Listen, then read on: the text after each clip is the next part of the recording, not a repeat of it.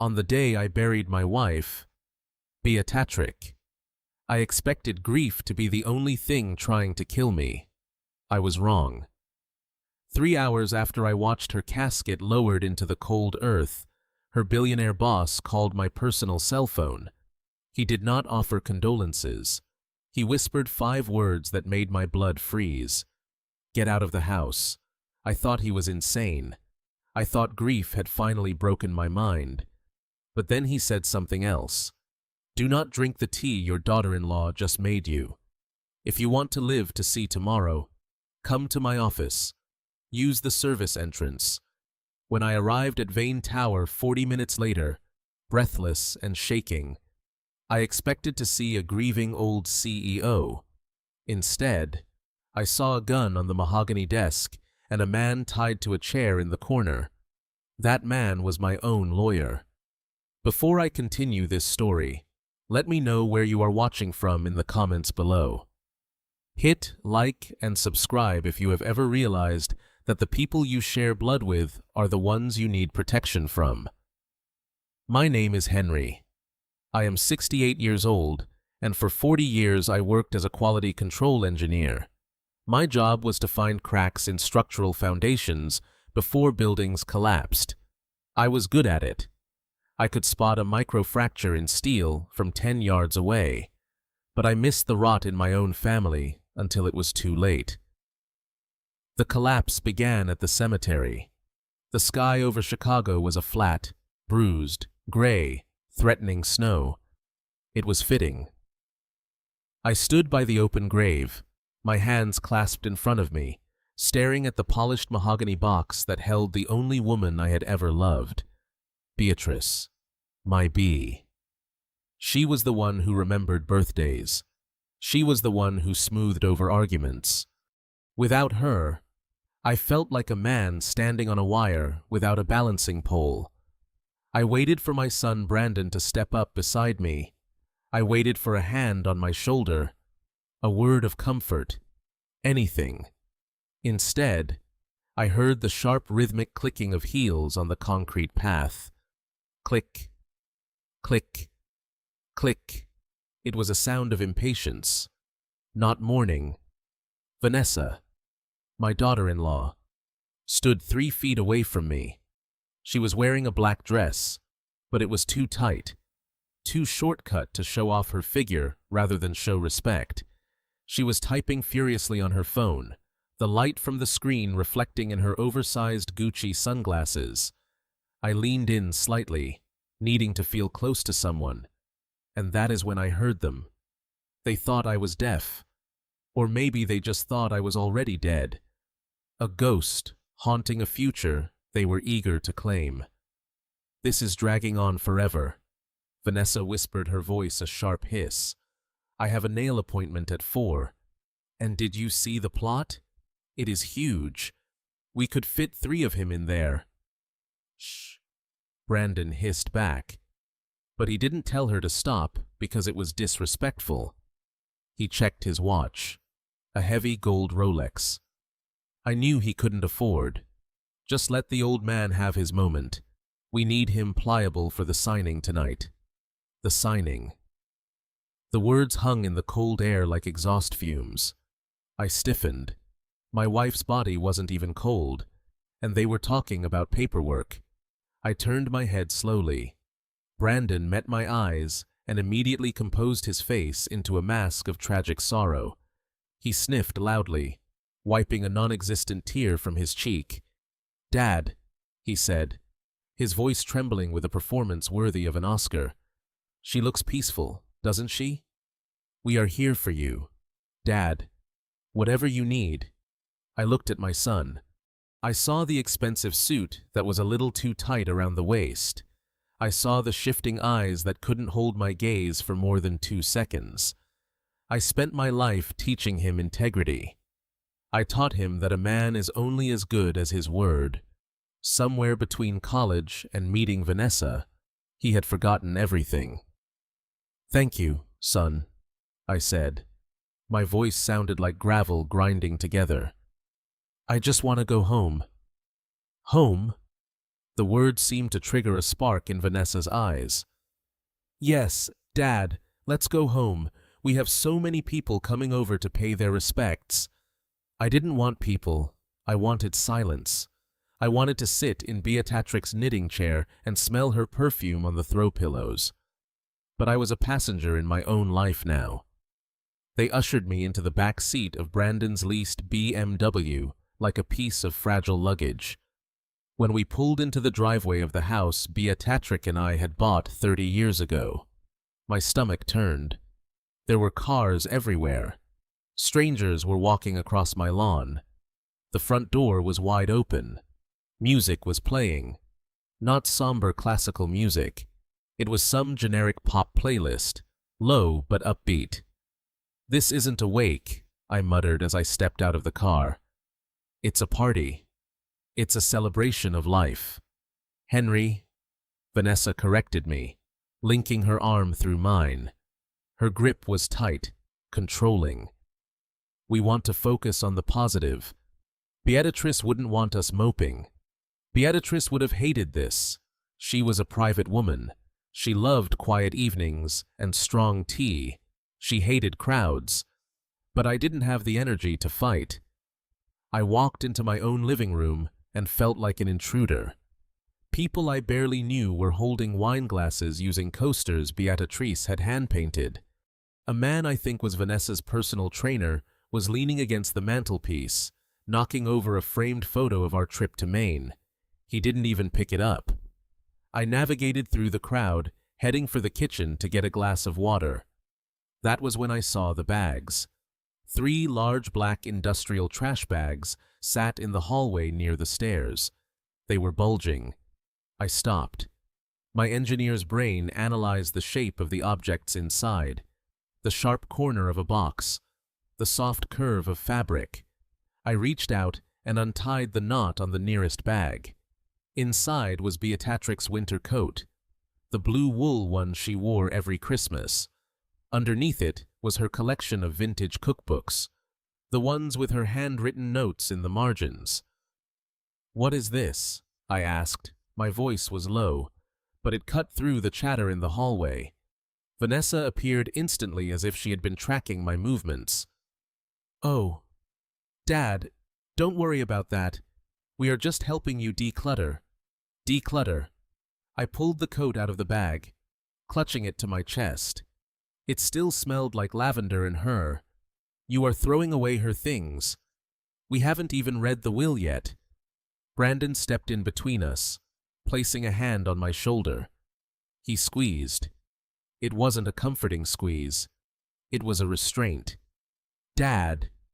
"Listen," he said, his tone condescendingly slow like he was talking to a toddler. "Mom had a lot of junk. You are going to be alone here. You don't need all this clutter gathering dust. We are doing you a favor. We are clearing out the space so you can breathe. Space to breathe or space to stage the house for a sale." The thought hit me with the force of a physical blow. They weren't cleaning. They were erasing her. "Put it back," I said. I was shaking, not from grief, but from a rage that was starting to kindle in my gut. Vanessa rolled her eyes. She actually rolled her eyes. "Fine. We will deal with it later. You are just emotional right now. Go sit down in the den. I will make you some tea. You look pale." I retreated. I didn't go to the den. I went to my home office at the back of the house. It was the only room with a lock. I turned the deadbolt and leaned against the door, gasping for air. My house, my sanctuary. It had been invaded. I looked around the room, my drafting table, my old schematics, and on the desk, my phone buzzed. It was a private number.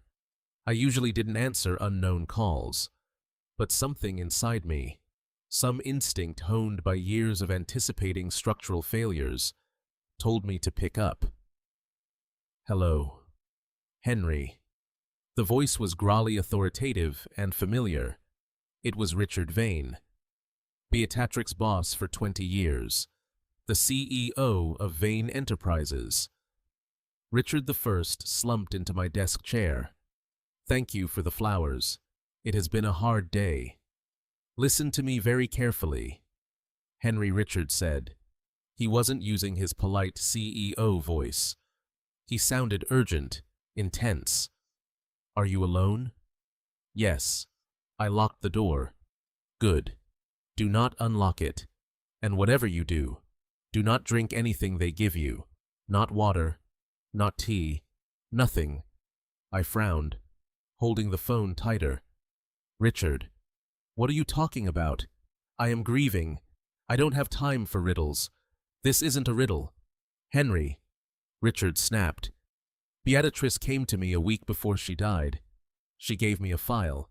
She told me to open it only if she passed away suddenly. I opened it this morning. My heart hammered against my ribs.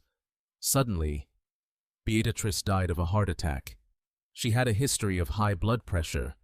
It was natural. What was in the file? Richard. Evidence. He said, Henry, Beatrice didn't just die. She was helped. And you are next. They need you out of the way to liquidate the estate.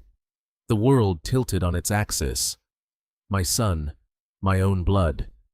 I looked at the family photo on my desk. Brandon at graduation smiling. That is impossible, I whispered. Brandon he is weak. Yes, but he isn't a killer. He is desperate. Henry. He owes money to people you do not want to meet. And that wife of his is pulling the strings. Listen to me. I have security footage Beatrice uploaded to a private server. I can't explain it over the phone. You need to get out of there now. A knock on the door made me jump. The doorknob rattled. Dad. It was Vanessa. Her voice was sweet, dripping with synthetic concern. Dad, I made you that tea. It's Earl Grey. Your favorite. Open up. I stared at the door. The tea. Earl Grey. How did she know I hadn't drank Earl Grey in 10 years? Beatrice drank Earl Grey. Vanessa didn't know me. She didn't know anything about me except my bank account number. Henry Richard's voice in my ear was a lifeline. Do not open that door. Is there another way out? The window, I breathed. There is a fire escape from the old renovation. Take it. Go to the main road. Call an Uber.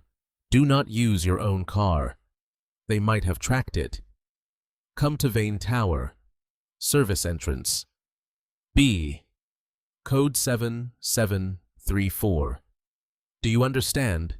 I understand. I hung up. I stood up. My knees popped. I was 68 years old. I had arthritis in my left hip. But fear is a powerful lubricant. I moved to the window, sliding it open as quietly as I could. Dad. The knocking became pounding. Brandon. He locked the door. He is having an episode. Break it down. I heard the heavy thud of a shoulder against the wood. Brandon played football in high school. The door wouldn't hold forever. I scrambled out onto the metal grate of the fire escape. The cold wind bit through my thin suit jacket. I didn't look back. I climbed down my heart, racing faster than it had in decades.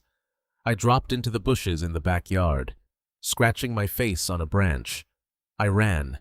I ran past the cars of the strangers drinking my wine. I ran past the garden Beatrice had planted last spring. I ran until my lungs burned and I was 3 streets away. I called a rideshare from a neighbor's driveway. The driver was a young kid playing loud rap music. I didn't care. Just drive. I told him. Downtown. 40 minutes later, I stood in front of the service elevator at Vane Tower. I punched in the code. 7734. It beeped green. The doors slid open. I rode up to the penthouse floor in silence, watching the numbers tick up. 40, 50, 60. When the doors opened, Richard Bain was waiting for me. He looked older than I remembered. His silver hair was disheveled, his tie undone. He didn't shake my hand. He motioned for me to follow him. We walked down a long corridor lined with modern art to his private office. He swiped a key card and pushed the heavy oak doors open. "Sit down, Henry," Richard said, pointing to a leather chair. I walked in, but I didn't sit. I froze. In the corner of the room, tied to a chair with zip ties, was a man in a wrinkled gray suit. There was a strip of duct tape over his mouth. His eyes were wide with terror. It was Gavin Mercer, my family lawyer, the man who had drafted my will, the man who was supposed to protect my interests. "What? What is this?" I stammered, pointing at Gavin. "Richard, you can't just tie people up. This is kidnapping. This is an interrogation," Richard said calmly. He walked behind his desk and picked up a heavy file folder. He tossed it towards me. It slid across the polished wood and stopped at my fingertips. "Read the label. Henry." I looked down. The label was handwritten in Beatrix's elegant script, Operation Golden Years. I opened the folder. The first page wasn't a legal document. It was a transcript of a conversation between Gavin Brandon and Vanessa dated 3 months ago. "Vanessa, how long until the old man kicks the bucket? We can't wait 5 years. The interest on the loans is killing us. Gavin, we can speed it up. If he is declared mentally incompetent, Brandon gets power of attorney immediately. We can put him in a state facility, the cheapest one. Brandon, he has a heart condition like Mom. If he misses his meds or takes the wrong ones, it happens all the time to seniors." The room spun. I had to grip the edge of the desk to keep from falling. They weren't just waiting for me to die, they were planning to execute me. Gavin started making muffled noises behind his gag. Richard ignored him. "Beatrice found this," Richard said softly. "She installed a listening app on Brandon's phone when he came over to fix her iPad. She knew Henry. She knew they were coming for her. And she knew they would come for you next." "But why?" I whispered. "Why didn't she tell me?" "Because she knew you. Henry, you are a good man. You see the best in people. You would have confronted them. You would have tried to reason with them.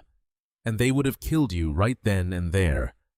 Beatrice needed time to build a fortress around you." Richard walked over to a wall panel and pressed a button. A section of the bookshelf slid away, revealing a steel safe. A vault. She didn't just work for me, Henry. Beatrice was my chief of internal security for 30 years. She managed the company's Black Ops Fund. She wasn't just a secretary. She was the smartest operator I ever met. And before she died, she moved all your liquid assets. He spun the dial on the safe. Click, click, click. The door swung open. Inside, there wasn't cash. There were hard drives, stacks of documents, and a single sealed envelope with my name on it. "Your son thinks he is inheriting a house and a pension," Richard said, pulling a pistol from a drawer and placing it on top of the file. "He is wrong. He is walking into a trap. But to spring it, you have to go back there. Go back." I looked at Richard like he was crazy. "You told me to run. I told you to run so I could brief you. Now you have to go back. You have to play the part they wrote for you. The confused, grieving, helpless old man. You have to let them think they have won, because the moment they sign that deed—" Richard smiled. But it wasn't a nice smile. It was a predator's smile. "Beatrix's final gift to you triggers. And trust me, Henry, it is nuclear." I looked at the gun on the desk. I looked at the lawyer tied up in the corner. And then I looked at the envelope with Beatrix's handwriting. I reached out and took the envelope. I didn't open it yet. I felt the weight of it. It felt like a weapon. I took a deep breath. The engineer in me took over. the part of me that analyzed stress points and structural integrity. The grief was still there, but it was being paved over by cold, hard resolve. "What do I have to do?" I asked. Richard handed me a small, transparent earpiece. "Put this in, I will be listening. And take these." He handed me a bottle of pills. "Placeos. Swap them with your heart medication. Vanessa has already replaced your real ones with amphetamines. If you take one of hers, your heart explodes." I took the bottle. My hand didn't shake. "I will call you an Uber," Richard said. "Go back. Apologize for running off. Tell them you were confused. Tell them you are ready to sign whatever they want." I stood up. I buttoned my jacket. I wasn't Henry the retired engineer anymore. I was Henry the actor in the greatest performance of my life. "Send the car," I said. "I have a funeral reception to attend." As I walked to the elevator, I glanced back at Gavin. He was sweating through his shirt. I paused. "I hope you are comfortable, Gavin," I said, "because when I am done with you, a zip tie and a chair will feel like a luxury vacation compared to where you are going." The elevator doors closed. I was going back to the House of Wolves, but this time, I wasn't a sheep. I was the shepherd, and I had a wolf trap made of steel. The car ride back to my own house felt like a transport to a federal prison. I sat in the back of the Uber, clutching the small orange bottle of sugar pills Richard had given me. My thumb traced the ridges of the child-proof cap. This was my weapon. This was my shield. The earpiece in my left ear hummed with a faint static, a constant reminder that Richard was listening, recording, and watching my back. But he wasn't the one who had to walk through that front door. I was. I checked my reflection in the dark window. I messed up my hair, pulling a few strands loose. I untucked my shirt on one side. I rubbed my eyes until they were red and irritated. Then, I did the hardest thing I have ever done. I poured a tiny splash of cheap whiskey, which Richard had thoughtfully provided, not into my mouth, but onto my collar. I needed to smell like a failure. I needed to smell like a man who had tried to drown his grief and lost. When the car stopped, the house was dark except for the living room. The party was over. The strangers were gone. Now it was just the vultures picking at the bones. I took a deep breath, let my shoulders slump forward, and stepped out of the car. I made sure to stumble on the first step of the porch. I grabbed the railing, letting out a loud, pathetic groan. The front door flew open before I even reached for the handle. Vanessa stood there, silhouetted by the hall light. She wasn't wearing her funeral black anymore. She was in a silk robe that probably cost more than my first car.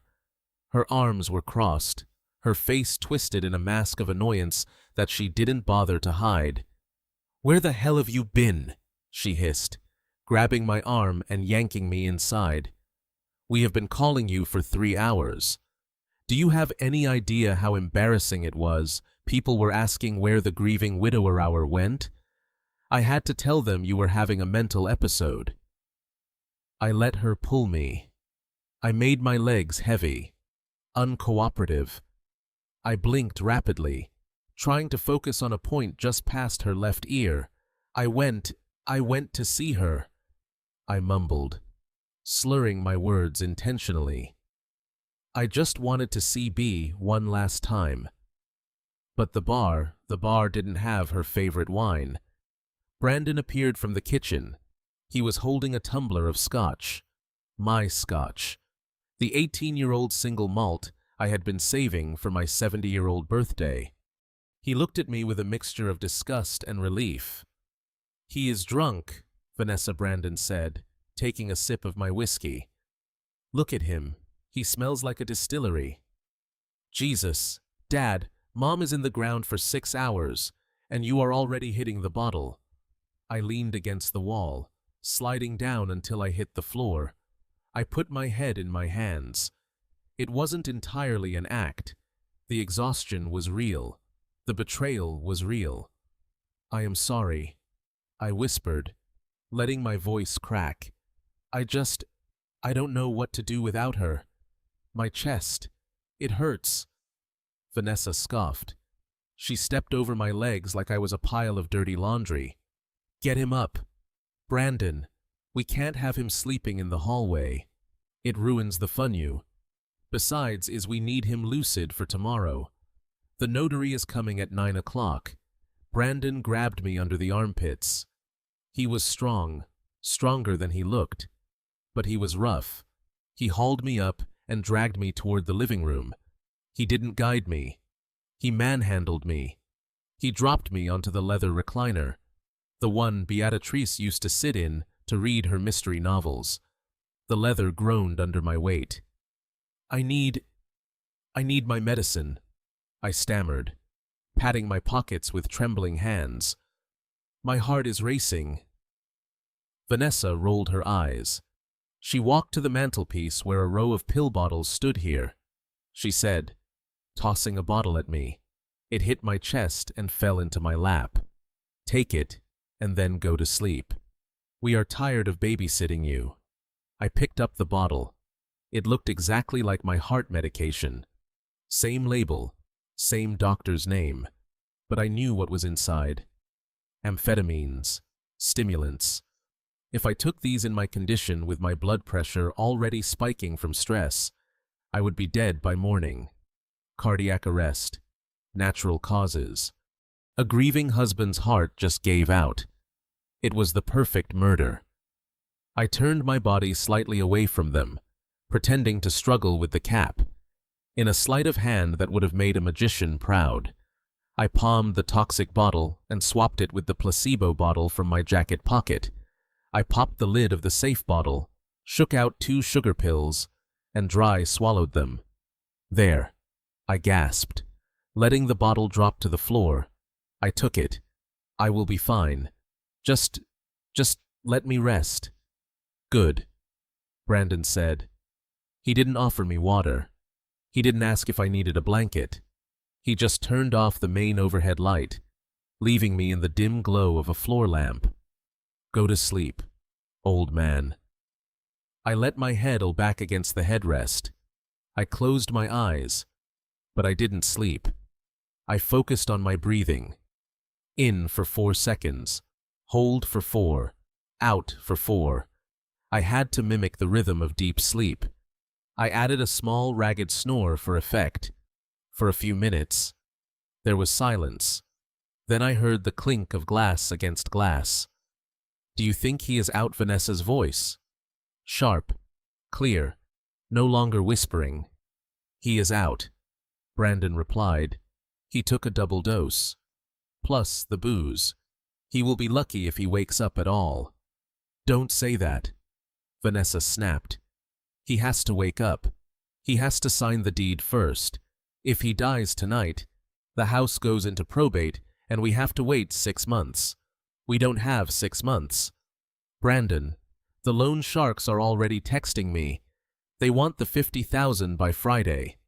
I kept my breathing steady, though my heart was hammering against my ribs. $50,000. My son had gambled away $50,000. "He will sign," Brandon said. "Did you see him tonight? He is a wreck.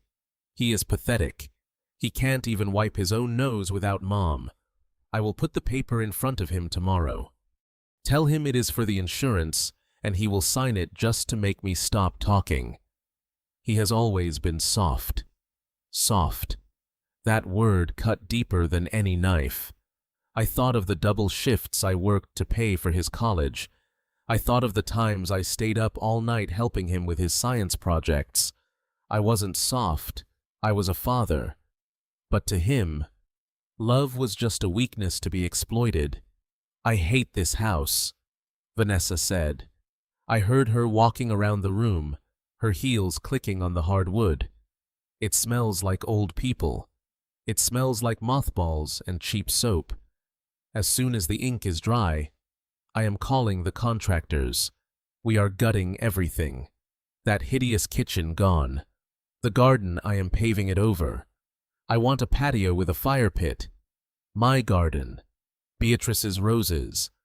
The lemon tree we planted on our 25th anniversary. She was going to pave it over.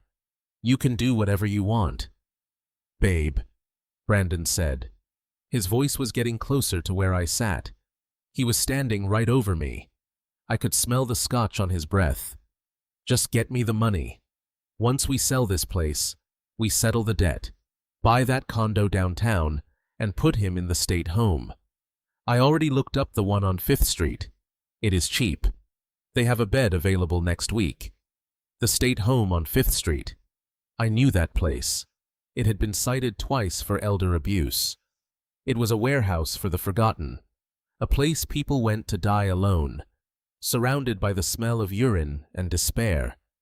That was the retirement plan my son had for me. Are you sure he won't put up a fight? Vanessa asked. Look at him. Brandon laughed. A short, cruel sound.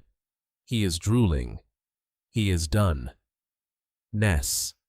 He has been done for years. Mom was the only thing keeping him vertical. Without her, he is just a waste of space. Honestly, we are doing him a mercy. Mercy. I felt a hand on my shoulder. Brandon was shaking me, testing me. I let my head flop to the side, my mouth hanging open slightly. I forced myself to remain completely limp. See out cold, Brandon said. Come on, Vanessa said. Let's go upstairs. I can't stand looking at him. It is depressing. And don't forget to grab the rest of the jewelry from the bedroom. The pawnbroker opens at 10 o'clock. I heard their footsteps retreating. I heard them climbing the stairs. The stairs to the bedroom I had shared with Beatrice for 40 years. I heard the door close. Only then did I open my eyes. The room was shadowy, but my vision was crystal clear. I wasn't drunk. I wasn't confused. And I certainly wasn't soft. The sadness that had been weighing me down all day began to evaporate, replaced by a cold, hard resolve. It was the same feeling I used to get when I inspected a building foundation and found a critical flaw. You don't cry over a cracked beam. You reinforce it, or you condemn the structure and tear it down. I sat up slowly, careful not to make the leather squeak. I reached up and tapped the earpiece. Richard. I whispered, my voice barely audible. I am here. Henry. Richard's voice was instant, clear, calm. I heard everything. Did you record it? Every word. The admission of the debt. The plan to defraud you. The intent to harm. It is all on the server. Good. I said. I stood up. My legs felt strong. I walked over to the mantelpiece and picked up the photo of Brandon that sat next to the clock. It was taken when he was 10 years old, holding a fish he had caught. Maul. He looked so innocent. Then I looked at the boy in the picture and I said goodbye to him. The man sleeping upstairs wasn't that boy. He was a stranger, a predator. What is the next move? Henry Richard asked. I set the photo down face down. I am going to check the traps. I said Beatrice hid cameras in the bedroom. If they are looking for jewelry, they are going to trigger the motion sensors. I need to see exactly what they are taking. Be careful. Henry, if they catch you awake, they won't. I cut him off. They think I am a ghost. They think I am already dead. Let them think that. It makes it easier to haunt them. I took off my shoes, moving silently in my socks across the carpet. I wasn't a retired engineer anymore. I was a spy in my own home. I crept toward the hallway, toward the stairs, toward the truth that would destroy what was left of my family. And God helped me. I was ready to pull the trigger. The morning sun filtered through the bay windows. Beatrice had insisted on installing 10 years ago. It illuminated the dust motes dancing in the air. oblivious to the conspiracy unfolding beneath them. I sat at the head of the oak dining table, the same table where I had taught Brandon how to solve quadratic equations, and where I had held Beatrix's hand as we planned our retirement. Now it was a negotiation table, and I was the hostage. The smell of bacon and freshly brewed coffee filled the kitchen, a domestic perfume used to mask the stench of betrayal. Vanessa was humming as she moved around the island, flipping pancakes. It was a performance, a grotesque parody of a loving daughter-in-law making breakfast for a grieving father. "Good morning, Dad," Brandon said, placing a plate in front of me. He was already dressed in his best suit, the navy blue one I had bought him for his first interview. He looked sharp, professional, and entirely hollow. "Eat up.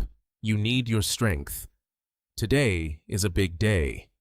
I looked at the pancakes. They were slightly burnt at the edges. I picked up my fork, letting my hand tremble just enough to make the silverware clatter against the china.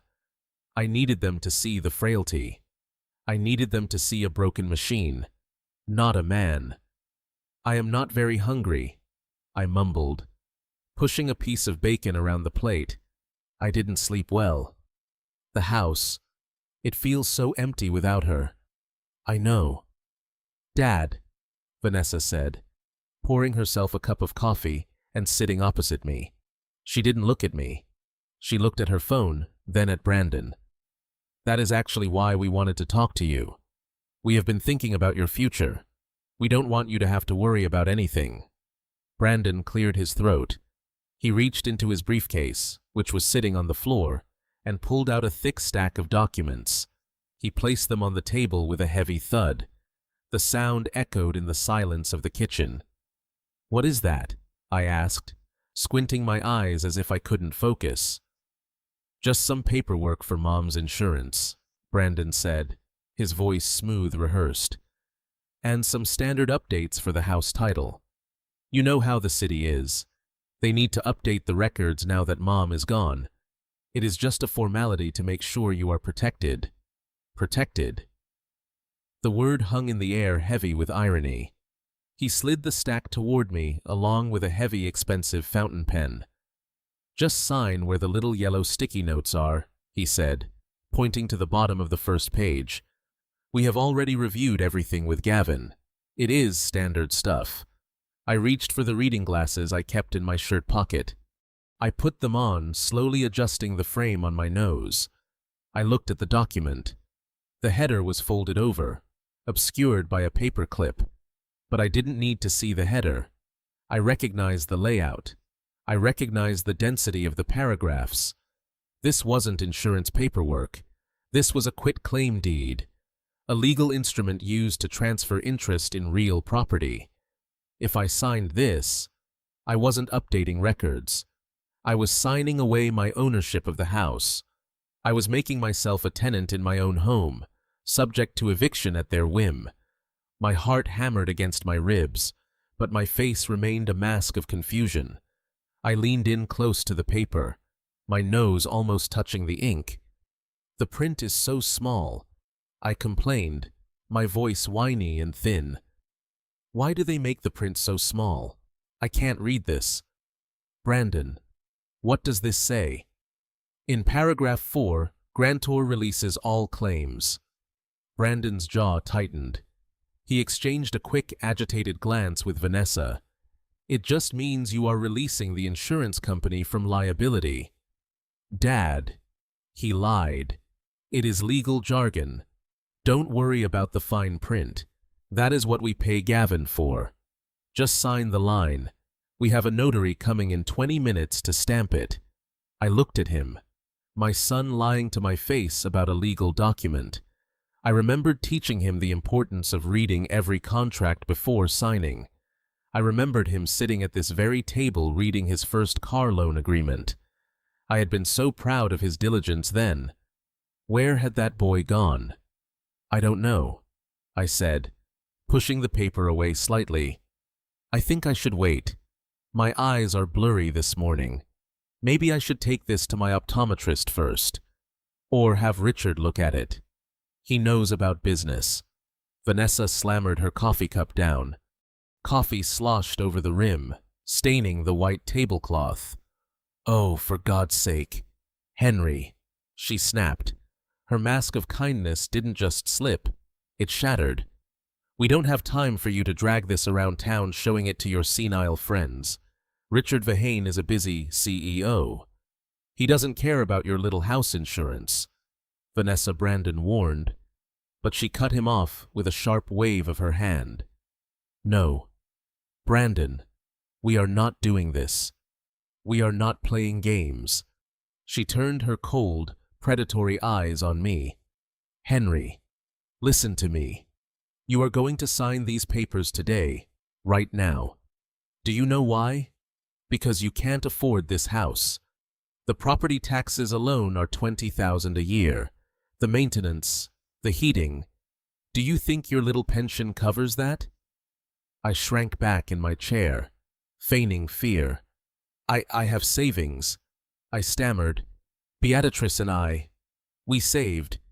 Beatrice is dead, Vanessa shouted. The words were like a physical slap. The kitchen went silent. Even Brandon looked shocked by her venom. But he didn't stop her. She leaned across the table, invading my personal space. Her perfume was overpowering, a sickly sweet floral scent that made me want to gag. She is dead. Henry. And you are alone. You are an old man with a heart condition who can barely walk up the stairs without wheezing. If you don't sign this, do you know what happens? The state takes the house to pay for your medical bills. You lose everything anyway. We are trying to save the asset. We are trying to keep the house in the family.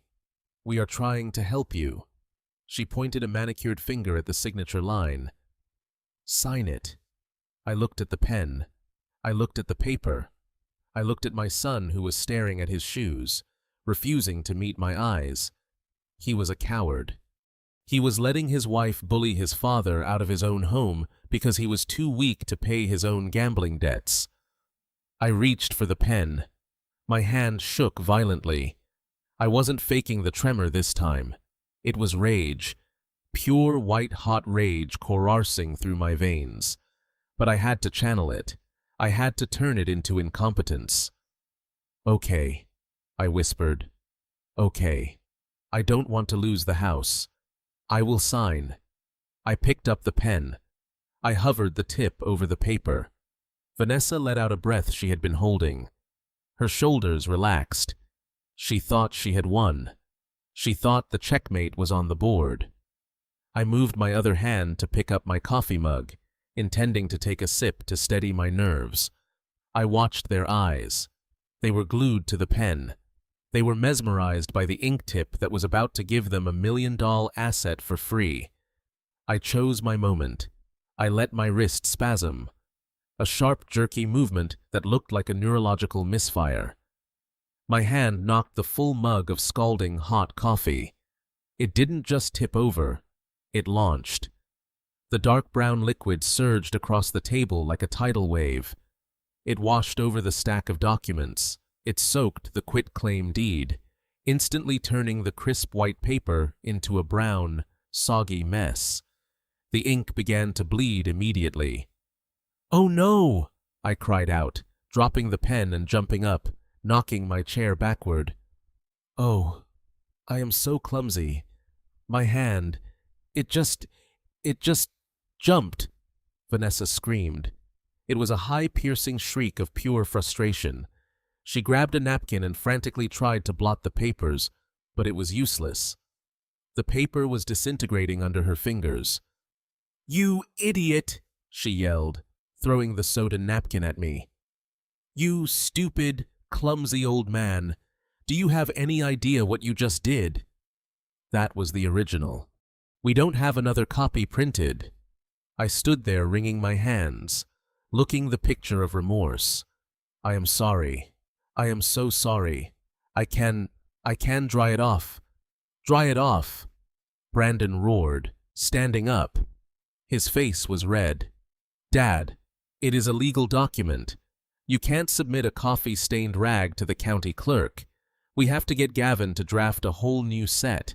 We have to reschedule the notary. This sets us back 2 days. 2 days. I thought. I had bought myself 48 hours. Vanessa was pacing the kitchen, her hands in her hair. This is unbelievable. 2 days. The payment is due on Friday. Brandon, if we don't have the title transfer recorded by then, the loan doesn't fund. She stopped pacing and turned to me. Her eyes were no longer just angry. They were hateful. They were the eyes of someone looking at a cockroach. You know what, Henry? She said, her voice dropping to a terrifyingly calm register. Maybe this is a sign. Maybe you really can't take care of yourself. What? What do you mean? I asked, clutching the back of my chair. I mean, look at you, she sneered, gesturing at the coffee puddle. You can't even drink a cup of coffee without destroying things. You are a danger to yourself.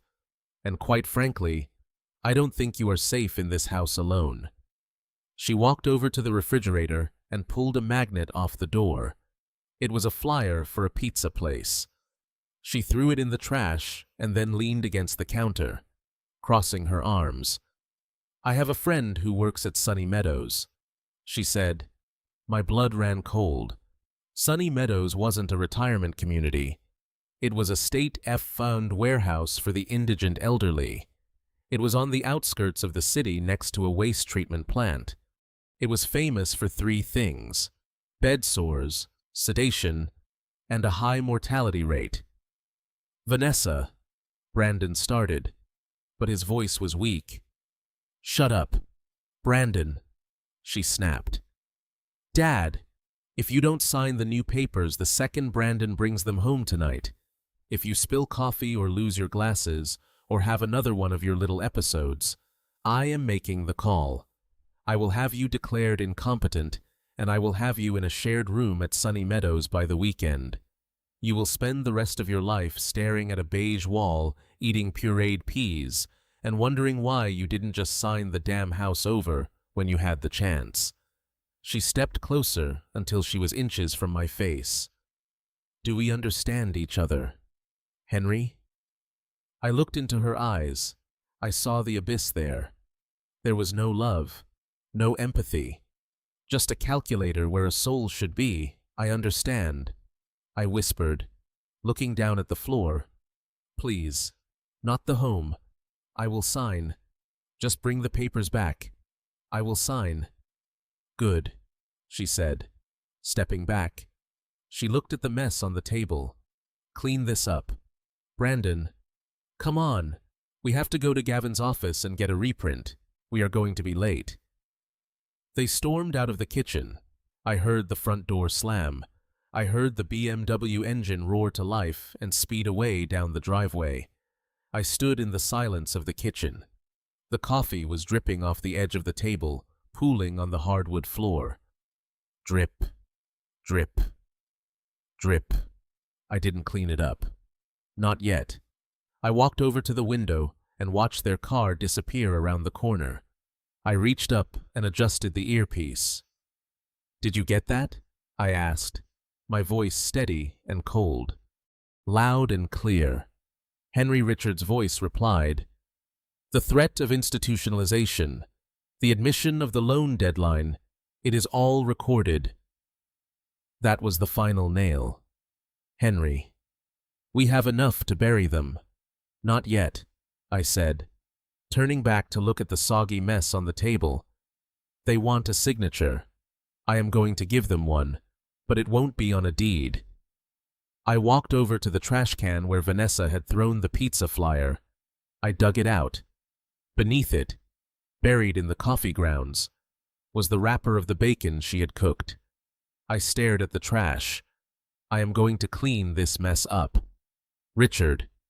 But first, I have a phone call to make. I need you to set up the meeting. Tell them I found the money. Tell them I found Beatrix's secret account. Are you sure? Richard asked. Once you dangle that bait, there is no going back. They will come at you with everything they have. Let them come, I said, grabbing a rag to wipe the table. I grabbed the soaking wet quit-claim deed and squeezed it in my fist, wringing the brown liquid out of it like dirty water from a sponge. I am not the one who should be afraid of the dark anymore. I threw the wet ball of paper into the sink. It landed with a wet thud. The game had changed. They wanted my house fine. I would invite them into my parlor. But they were forgetting one thing about old houses. Sometimes the foundations are built on secrets, and sometimes the walls have teeth. The silence that followed the slamming of the front door was not empty. It was heavy, vibrating with the echoes of the threat Vanessa had just delivered. Sunny Meadows, the state home. They had played their final card, revealing the extent of their cruelty. They believed they had left a broken, terrified old man trembling in the kitchen, staring at a puddle of coffee. They were wrong. As the sound of their BMW engine faded down the street, the tremor in my hands vanished instantly. I stood up straight, my spine snapping into alignment. I wiped the coffee from the table with a single decisive motion. The performance was over. The investigation was about to begin. I did not go to the liquor cabinet. I went to the basement. I walked past the boxes of holiday decorations and the old bicycles heading straight for my workbench. It was dusty, neglected since I had retired, but my tools were still there, organized in their red metal chest. I picked up my multimeter, a high-lumen tactical flashlight, and a set of precision screwdrivers. I wasn't just a husband looking for his wife's diary.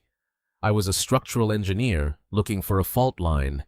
Richard had told me Beatrice installed cameras, but he didn't say where. He knew that if he told me everything, I might react too quickly. He wanted me to see the truth with my own eyes. He wanted me to find the rot myself, so I would have the strength to cut it out. I started in the master bedroom. It was painful to be in there. The room still smelled of Beatrix's lavender lotion. Vanessa had already begun to colonize the space. Her cheap fashion magazines were piled on Beatrix's nightstand, and a bottle of her cloying perfume sat on the vanity. I scanned the room thinking like Beatrice. She was pragmatic. She was the head of internal security for a billion-dollar company. She wouldn't hide a camera in a teddy bear or a plant. She would hide it in something functional, something that had a constant power source. I checked the smoke detector. Nothing. I checked the alarm clock. Standard. Then I turned to the television mounted on the wall opposite the bed. It was a new model one Brandon had insisted we buy last Christmas. I shined my flashlight into the ventilation grates on the back of the screen. There it was, a tiny glint of a lens no bigger than a pinhead integrated into the manufacturer's logo bar. It was professional grade, hardwired. I moved to the closet. Why, if there was a camera, there had to be a local storage unit or a transmitter. Beatrice didn't trust the cloud completely. She always wanted a hard copy. I felt along the back wall of the walk-in closet behind the rows of my old suits. I tapped on the drywall. Hollow, solid. I used a small knife to pry at the baseboard. It popped loose with a soft click. Behind it was a small fireproof safe box recessed into the wall studs. It was a keypad model. I didn't need to guess the code. It was the date we met. August 12th, 1974. 081274. The lock beeped green and the door swung open. Inside, there was no money. There were no jewels. There was a single silver iPad Pro and a black notebook. My hands steady until this moment began to sweat.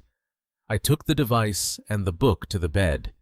I sat down on the side that used to be mine, the side that was now cold. I opened the notebook first. It was her handwriting. Sharp, angular, rushed. November 15th. Brandon asked for another $10,000, said it was for a business investment. I tracked the transfer. It went to an offshore gambling site. He is drowning, and Vanessa is handing him the weights. December 3rd. Vanessa asked about the life insurance policy again. She tried to make it sound casual, but her eyes were hungry. She checked the expiration date on my heart medication bottle when she thought I was sleeping.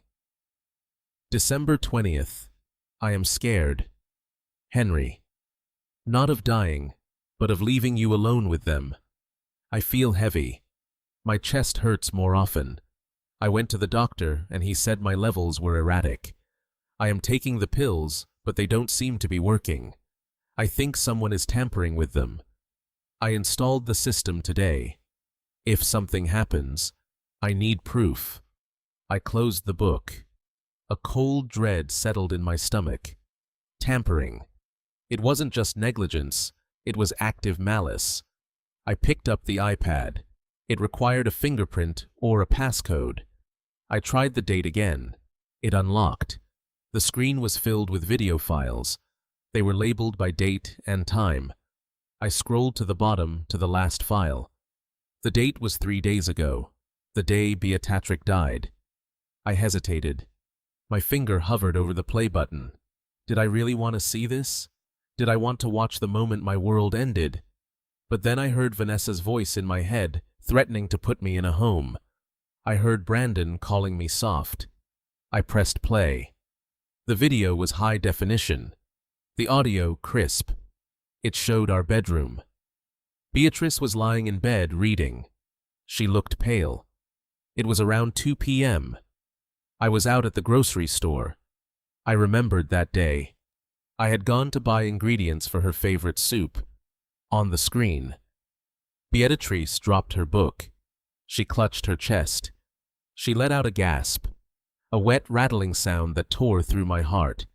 She reached for the nightstand for the bottle of nitroglycerin pills we always kept there. Her hand swept across the wood. The bottle wasn't there. The door opened. Vanessa walked in.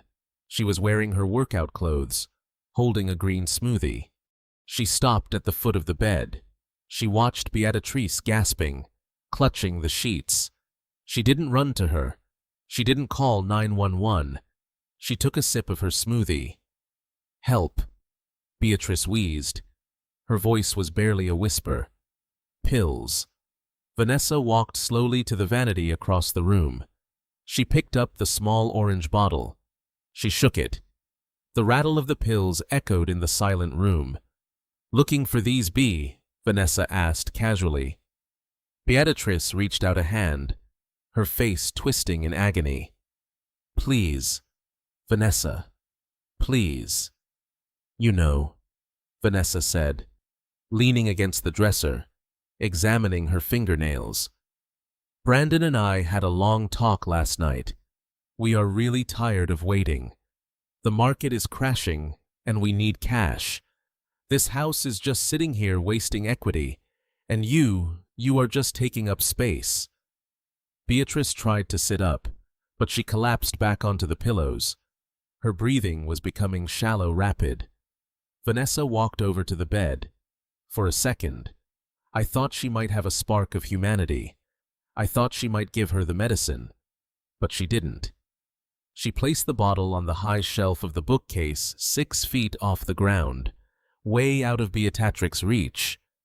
You should have just signed the power of attorney last month, Vanessa said softly. It would have been easier, but you always had to be so stubborn. You always had to be in control.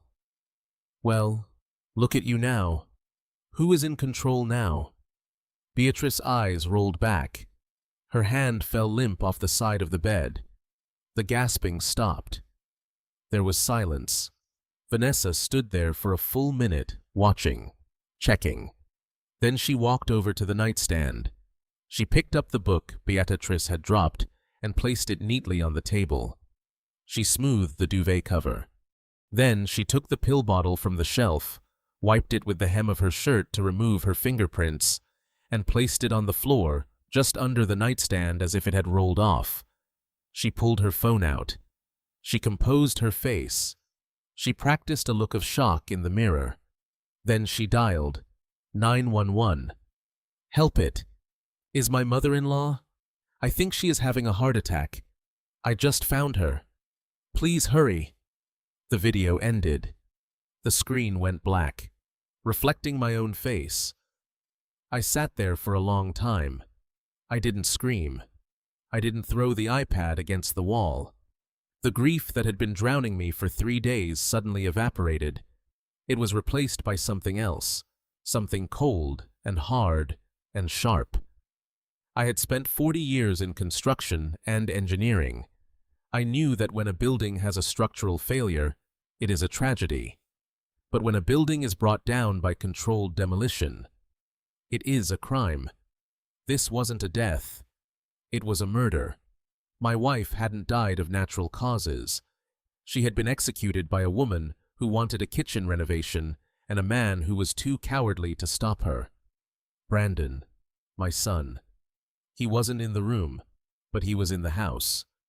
I checked the other videos, 10 minutes after the ambulance arrived. While the paramedics were working on Beatrice's body, the camera caught Brandon and Vanessa in the hallway. "Did you do it?" Brandon whispered. "She is gone. Brandon. It is over. We are free." He didn't cry. He didn't ask how. He hugged her. He hugged the woman who had just watched his mother die. I stood up. My knees didn't creak. My back didn't hurt.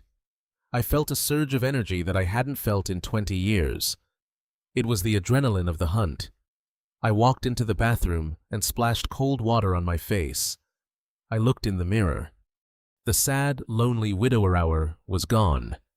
Staring back at me was a man who had nothing left to lose. I went back to the closet and put the iPad and the notebook into my briefcase. I engaged the lock. Then I took out my phone and dialed Richard. Henry came the voice. "Did you find it?" "I found it," I said. My voice sounded strange to my own ears. It sounded dead. And it is a homicide. "Richard." "They let her die." Vanessa withheld the meds. She staged the scene. There was a long silence on the other end. I heard Richard take a shaky breath. "I am sorry. Henry. I am so sorry. I suspected. But seeing it is different." "Do you have the copies?" I asked. "Yes." The server backed up the footage in real time. "We have it all." "Good. Call the FBI contact you mentioned, but tell them not to move yet." "Henry, you can't be serious. We have the evidence. We can arrest them now." "No." I said arresting them is too easy. They will get lawyers. They will plead insanity or emotional distress. They will drag this out in court for years. I don't want them in a holding cell. I want them destroyed. I want them to lose everything before the handcuffs go on. What are you planning? They want a signature. Richard. They want the house. I am going to give it to them. I am going to give them exactly what they want. And then, when they think they own the world, I am going to pull the floor out from under them. Set up the meeting for tonight. Tell them I am ready to sign the deed and tell Gavin to be there. I want all the rats in one cage. Henry, this is dangerous. If they suspect, they don't suspect anything. I cut him off. They think I am a senile old man who spills his coffee. They think I am soft. I looked down at the wedding ring on my left hand. I twisted it. I am going to show them just how hard I can be. I hung up the phone. I walked downstairs to the kitchen. The coffee stain was still there on the floor. I didn't clean it. I wanted them to see it. I wanted them to see the mess and think they were winning. I went to the pantry and pulled out a bottle of red wine. Not a good one. A cheap cooking wine.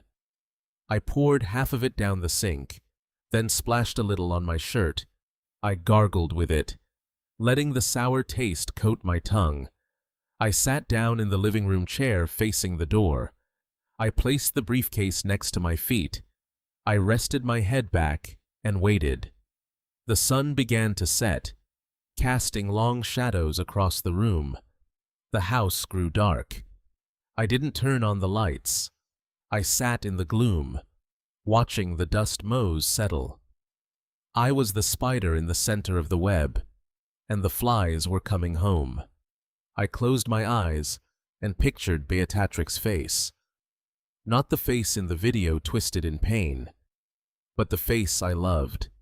The face that smiled at me over breakfast. The face that had looked at me with trust.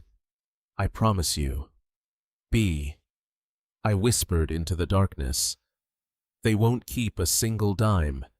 They won't keep the house. They won't even keep their names. By the time I am done with them, they will wish they had died in that room with you.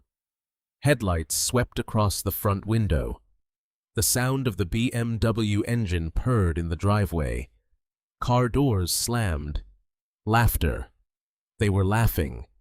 They were probably celebrating the new deed they had just drafted. The key turned in the lock. The door opened. "Dad, we are home." Vanessa called out, her voice bright and fake. I didn't move. I let a small, confused smile touch my lips. "I am in here," I called back, my voice trembling just enough. "I am ready." And the show was about to begin, and this time there would be no intermission. The front door swung open, bringing with it a gust of cold evening air and the scent of expensive perfume. Vanessa walked in first, her phone already pressed to her ear, complaining to someone about the incompetence of notary public licks. Brandon followed, carrying a takeout bag from a sushi restaurant. They stopped dead when they saw me sitting in the armchair, the single-floor lamp casting long shadows across my face. I had positioned the briefcase prominently by my feet. "Dad." Brandon asked, his voice thick with irritation. "Why are you sitting in the dark? Did you break a light bulb or something?" I didn't answer immediately. I let the silence stretch heavy and uncomfortable. I reached down and patted the leather briefcase. "I found it," I said softly. Vanessa ended her call. She squinted at me, stepping over the threshold. "Found what?" "Henry, if you found more old photos, we really aren't in the mood. We have had a hell of a day trying to fix your mess with the deed. I found the money." I said. That stopped them. Brandon dropped the takeout bag on the hallway table. Vanessa took a step closer, her eyes narrowing. "What money?" Brandon asked. I leaned forward, putting on my best performance of a confused, overwhelmed widower. I was looking through Beatrix's knitting bag, the one she kept under the bed. There was a false bottom. I found a passbook. It is for a high-yield savings account at a private bank in the Caymans. I paused for effect. "There is $580,000 in it," I whispered. The air in the room seemed to vanish. I saw the calculation happening in real time behind their eyes. $500,000. That was 10 times Brandon's gambling debt. That was enough for Vanessa's renovation, her new car, and her entire influencer lifestyle for a year. "Let me see." "Vanessa," said her voice suddenly breathless. She lunged forward, her hand outstretched. I pulled the briefcase back, clutching it to my chest like a frightened child. "No," I cried out. "You can't just take it. It is complicated. The account is frozen. It says right here in the note that it can only be released with the signature of the primary beneficiary and the executive of the estate." Executive, Brandon said, his voice trembling with greed. "That is me. Mom made me the executive." "Exactly," I said, nodding eagerly. "But it also needs Richard Payne's countersignature because the account was set up through his company's pension fund." I watched them exchange a look. It was a telepathic conversation of pure avarice. The anger about the coffee stain, the threat of the nursing home, the contempt, it all evaporated instantly. It was replaced by a hunger so raw it was almost animalistic. Vanessa was the first to switch masks. Her face, which had been twisted in a sneer just seconds ago, softened into a grotesque parody of concern. She walked over and knelt beside my chair. She put her hand on my knee. Her touch made my skin crawl, but I didn't flinch. "Oh, Dad," she cooped. "This is wonderful news. Mom was looking out for us even from heaven. 500,000. Do you know what this means? We can get you the best care. We can fix up the house." Brandon came over, too. He sat on the arm of the chair, putting his arm around my shoulders, the same shoulders he had planned to throw into a state facility. "This is great. Dad, really great. So, can we get the money tomorrow?" "I think so," I said, blinking rapidly. "But I am so tired, Brandon, and my back hurts looking for this all day. It really took it out of me. I don't know if I have the energy to go to the bank tomorrow. Maybe we should wait until next week." "No!" they both shouted in unison. Brandon cleared his throat, trying to lower his volume. No. "Dad, you shouldn't wait. Money like that, you need to secure it. We should handle it first thing in the morning. But I am so stiff," I whined. "And I am hungry. I haven't eaten since breakfast." I tried to make a sandwich, but my hands were shaking too much. Vanessa stood up. Her smile was tight, her eyes manic. "You must be starving. We have sushi. I can get you a roll. I don't like raw fish. Vanessa, you know that it upsets my stomach." "Well, what do you want?" she asked, the edge creeping back into her voice before she forced it down. I looked at her. I remembered the video of her drinking a smoothie while my wife died. I remembered her hatred for cooking, her hatred for anything that smelled or splattered. "I want liver and onions," I said. Vanessa gagged. Actually, gagged. "What liver and onions?" I repeated firmly. Beatrice used to make it for me when I was feeling weak with the thick gravy and mashed potatoes. The real kind. "Vanessa, not the instant flakes. I need the iron. If I don't get my iron, I might get dizzy tomorrow. I might not be able to sign the papers." She looked at Brandon, pleading with her eyes. Brandon shrugged. $500,000 Ness. He mouthed.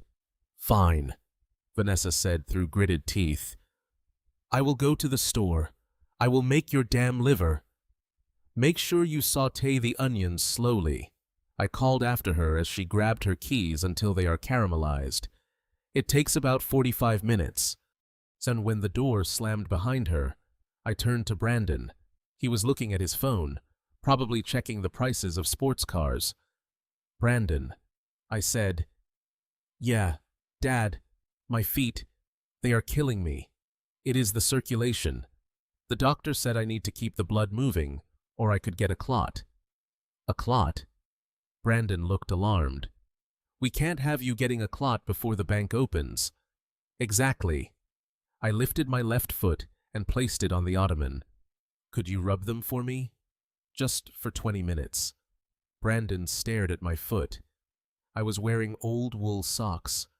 I hadn't changed them in 2 days. "Dad, surely you can." I groaned, clutching my chest. Oh, the stress. My heart is fluttering again. Maybe I should just go lie down.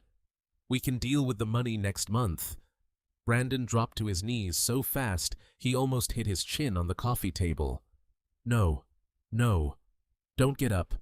I will do it. Relax. Just relax." He reached out and took my foot. I watched my son, the man who thought he was too good to work, the man who had called me a waste of space, begin to massage my aching arches. "Harder," I instructed. "You are barely touching me. Get your thumbs in there." He grimaced, but he pushed harder. I leaned back, closing my eyes. It wasn't about the massage, it was about the submission. It was about breaking the hierarchy he thought he had established. He thought he was the alpha male of this house. Now he was kneeling at my feet. Vanessa returned 40 minutes later. The house soon filled with the pungent metallic smell of frying liver. I could hear her in the kitchen cursing under her breath, slamming pans. She wasn't an influencer now. She was a servant. When she brought the plate out, she looked disheveled.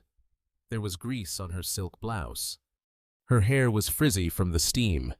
"Here," she said, slamming the plate down on the TV tray in front of me. "Liver and onions. Happy." "It looks a little dry," I criticized, poking the meat with my fork. "But I suppose it will do." "Thank you, Vanessa.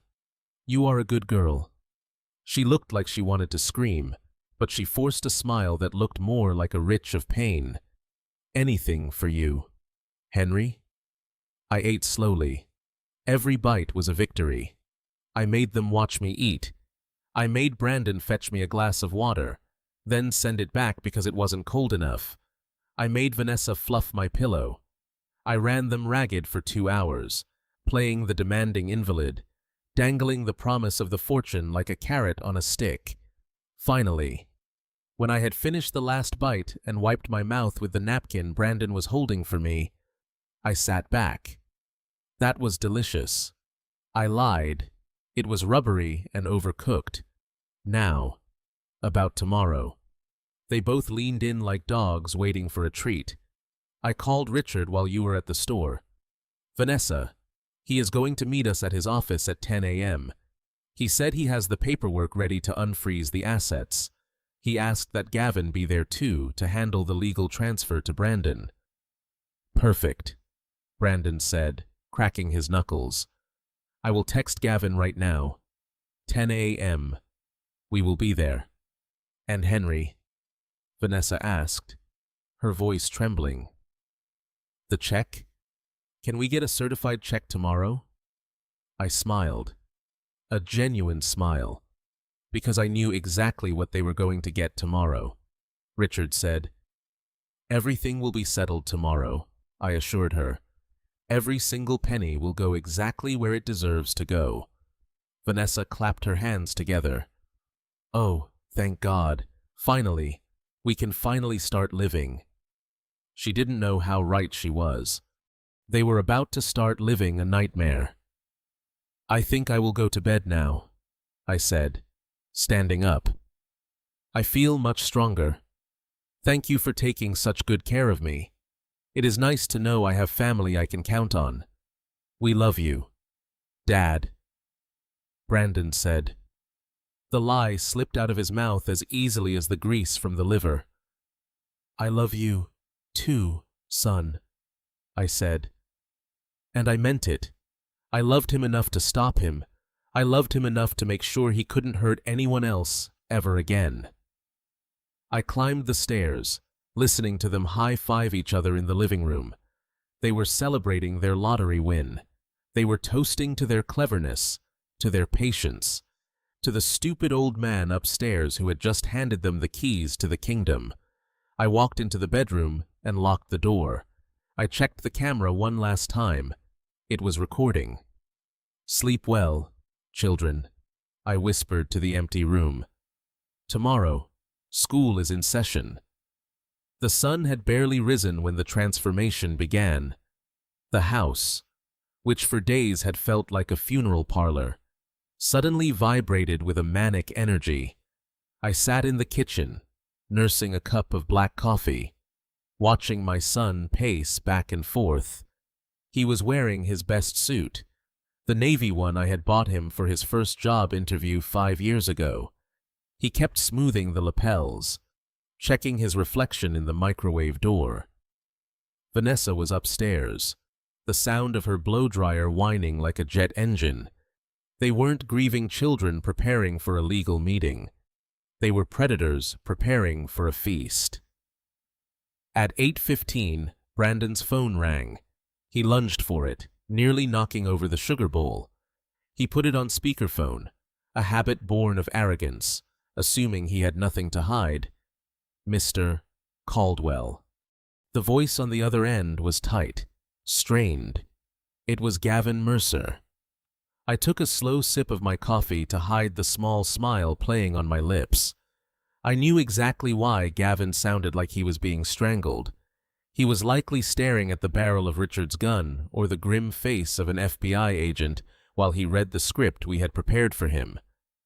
"Yes, Gavin, I am here," Brandon said, his voice dropping an octave to sound important.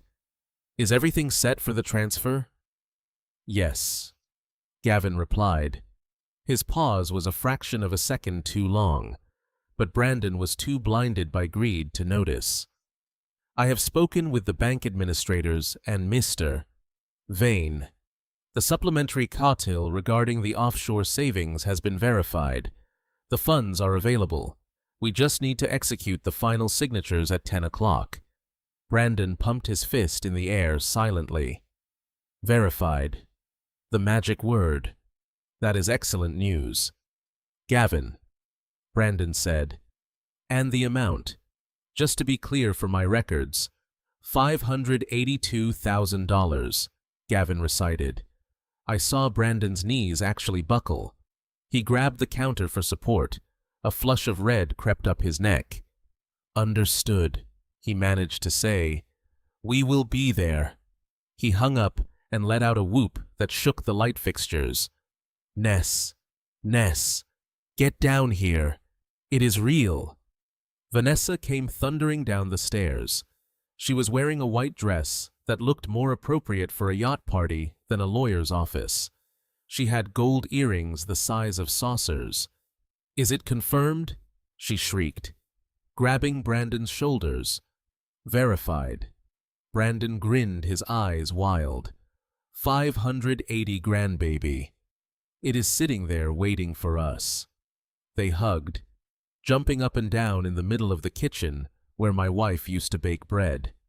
I sat there, invisible, a piece of furniture they had momentarily decided not to throw out. "Dad, did you hear?" Brandon turned to me, beaming. "It is all happening." "I heard," I said, keeping my voice tremulous. That is a lot of money, son. Please be careful with it. Beatrice worked very hard for that." "Oh, don't worry, Henry," Vanessa said, dismissing me with a wave of her manicured hand. "We know exactly how to handle high finances. You just worry about your blood pressure." Then the madness truly began. Most people would wait until the check cleared. Most people would wait until the money was safely in their account. But my son and his wife were not most people. They were addicts, and the promise of money was just as potent as the money itself. "We have 2 hours before the meeting," Vanessa said, checking her watch. "That is enough time. Enough time for what I asked. To upgrade our arrival," she declared. "We can't pull up to Vane Tower in that leased sedan. We are entering a new tax bracket. Brandon, we need to look the part. If you want to be treated like a millionaire, you have to dress the part. But we don't have the cash yet." I ventured, playing the role of the cautious, annoying old man. Brandon scoffed. "Dad, it is called leverage. I have credit cards. I have the line of credit. I can max them out this morning and pay them off by lunch. It is how business works. You have to spend money to make money." He didn't know the first thing about business. He only knew about consumption. They left me alone in the house for 90 minutes. They didn't invite me. They told me to be ready by 9:45. I used that time to call Richard. They are spending money they don't have. I told him. "Good," Richard said. His voice was grim. "The more debt they acquire this morning, the harder they fall. Gavin is ready. The FBI is set up in the conference room next door. We are going to let them sign the papers. Henry, we are going to let them think they have it, and then we are going to play the video." I hung up and waited. I walked around the living room, touching the things they planned to throw away. The old clock, the velvet curtains. I said a silent goodbye to the house. It wasn't my home anymore. It was a crime scene. At 9:30, I heard the rumble of an engine. It wasn't the whine of their sedan. It was a deep, throaty roar. I looked out the window. Pulling into the driveway was a brand new silver Porsche 911. It still had the dealer stickers in the window. Brandon was behind the wheel wearing sunglasses. Vanessa was in the passenger seat, laughing, her head thrown back. I walked out to the porch. Brandon got out of the car, slamming the door with a satisfying thud. He patted the hood like it was a loyal dog. "What do you think, Dad?" he asked, spinning the keys on his finger. "0 down, high interest, short-term loan." The dealer practically begged me to take it when I showed him the email from Gavin. "It is very fast," I said. "It is a beast." He corrected me. "And look at this." Vanessa stepped out. She was holding several shopping bags. Saks Fifth Avenue, Neiman Marcus. She had changed her shoes. She was now wearing red-soled heels that I knew cost more than my first mortgage payment. "A little treat for the new matriarch of the family," she said, striking a pose. "And we got you something, too. Henry." She tossed a small bag at me. I caught it. Inside was a tie. A cheap polyester tie in a garish shade of yellow. "For the meeting." She said, "You need to brighten up. You look like an undertaker." I held the cheap tie in my hand. They had spent thousands on themselves, leveraged against money that didn't exist, and bought me a $10 tie. It was perfect. It was the final insult I needed to steal my heart. "We should go," Brandon said, checking his new watch and other purchase. I assumed we don't want to keep the money waiting. I climbed into the back seat of the Porsche. It was small, cramped. I had to fold my legs awkwardly. Brandon revved the engine, peeling out of the driveway, leaving tire marks on the pavement. As we drove toward the city, they talked over each other, their voices high with adrenaline. "We should book that trip to the Maldives," Vanessa said. "First class. I am done with Coach, and I am going to quit the firm on Monday." Brandon added, "I am going to start my own consultancy. With this capital, I can finally be my own boss. No more answering to idiots." I sat in the back, silent. I clutched my briefcase tight against my chest. Inside was the iPad. Inside was the truth. They were talking about the future. I was thinking about the past. I was thinking about the day Brandon was born. I remembered holding him, promising to protect him. And in a twisted way, that is exactly what I was doing. I was protecting him from becoming a monster. But the only way to kill the monster was to let it starve. We pulled up to Vane Tower. The glass building pierced the sky, gleaming in the morning light.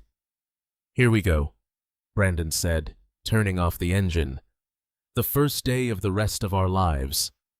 He was right, but he had no idea just how short that life was going to be. We walked into the lobby. The security guard nodded at me. He knew who I was. He knew Beatrice.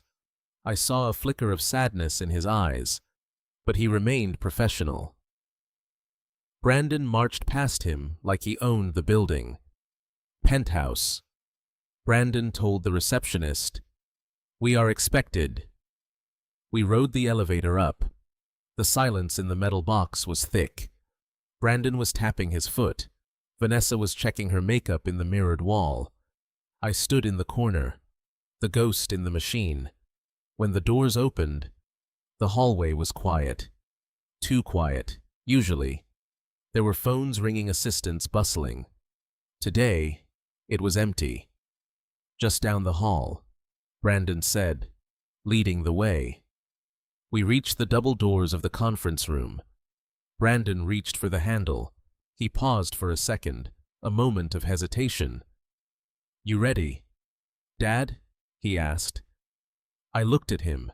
I looked at the son who had bought a Porsche while his mother's grave was still fresh.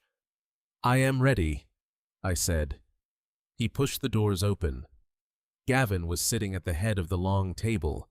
He looked pale, sweating profusely. A stack of documents sat in front of him. Richard Bain stood by the window, his back to us, looking out at the city. "Welcome, Richard," said, turning around. His face was unreadable. "I see you arrived in style. We decided to celebrate early," Vanessa said, dropping her shopping bags on a chair. "I hope you don't mind." "Not at all," Richard said. "Please sit down." They sat. They didn't notice that the door behind them had clicked shut. They didn't notice that there were no glasses of water on the table. They only saw the papers. "Let's get started," Brandon said, pulling out his fountain pen. "Where do I sign?" Richard looked at me. I nodded. "Actually," Richard said, pressing a button on a remote control in his hand, "before we sign the transfer, there is a small presentation Henry wanted you to see. It is a mandatory part of the verification process. A presentation." Brandon frowned. "Is this going to take long?" "The bank closes at 3. It won't take long." I spoke up, my voice suddenly strong, clear, and devoid of the tremble I had faked for days. I walked over to the wall where the projection screen was descending. "It takes exactly 3 minutes," I said. Brandon and Vanessa turned to look at me for the first time. They saw me, really saw me. They saw that I wasn't shaking. They saw that I wasn't confused. They saw the cold, hard anger of a father who had been pushed too far. "Dad." Brandon whispered. "Watch the screen," I commanded. The lights dimmed. The projector hummed to life, and the image of our bedroom appeared. The elevator ride to the 45th floor was the longest ascent of my life, while the digital numbers on the display ticked upward, counting down the seconds to their destruction. Brandon and Vanessa were vibrating with an energy that was almost radioactive. They were high on the fumes of a fortune they had not earned and would never touch. Vanessa adjusted her oversized sunglasses, checking her reflection in the polished brass doors. She smoothed the fabric of her white dress, a garment that cost more than Beatrice and I used to spend on groceries in 6 months. She looked like a woman who had already won the lottery, oblivious to the fact that she was holding a losing ticket. When the doors slid open with a soft chime, we stepped into the reception area of Vane Enterprises. It was a space designed to intimidate all glass chrome and silence. A young woman sat behind a curved marble desk. She was typing quietly, her demeanor professional and unassuming. This was Sarah Richards' executive assistant for 10 years. Beatrice had mentored her. I knew Sarah. I knew she had a 2-year-old daughter and that she was one of the kindest souls in this building. But to Vanessa, she was just an obstacle. Vanessa marched up to the desk, her heels clicking aggressively on the marble. She didn't say hello. She didn't introduce herself. She simply tapped her manicured nails on the stone surface, demanding attention. "We are here for the meeting with Mr. Vane," Vanessa announced, her voice echoing in the quiet room. "And I would like a coffee, espresso, double shot, and make sure it is hot this time. The last time I was in a place like this, the girl brought me lukewarm sludge." Sarah looked up, blinking behind her glasses. She recognized me immediately. I saw her eyes widen slightly, a flash of recognition and sorrow. But she caught my subtle shake of the head. She composed herself, turning her gaze to Vanessa. "Mr. Vane is expecting you in conference room B," Sarah said politely. "I can certainly get you some water, ma'am, but our barista is currently on break." Vanessa let out a scoff that was pure, unfiltered arrogance. She leaned over the desk, invading Sarah's personal space. "The barista is on break. Honey, do you know who we are? We are retrieving over $500,000 today. We are Vane Enterprises' most important clients of the morning. I don't care if you have to brew it yourself or run down to the street. Get me my coffee, and get one for my husband. He needs to be sharp to count all that money." Brandon chuckled, stepping up beside her. "Yeah, chop chop. Sweetheart, we don't have all day." I stood back, watching this display of entitlement. It was the final confirmation. If I had held any lingering doubt, any shred of fatherly guilt about what was going to happen in the next 10 minutes, it evaporated right there.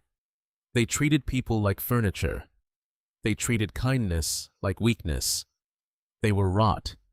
And rot had to be excised. Harara looked at me again. I gave her a small, sad smile. "I will see what I can do." Sarah said quietly, "Please go right in."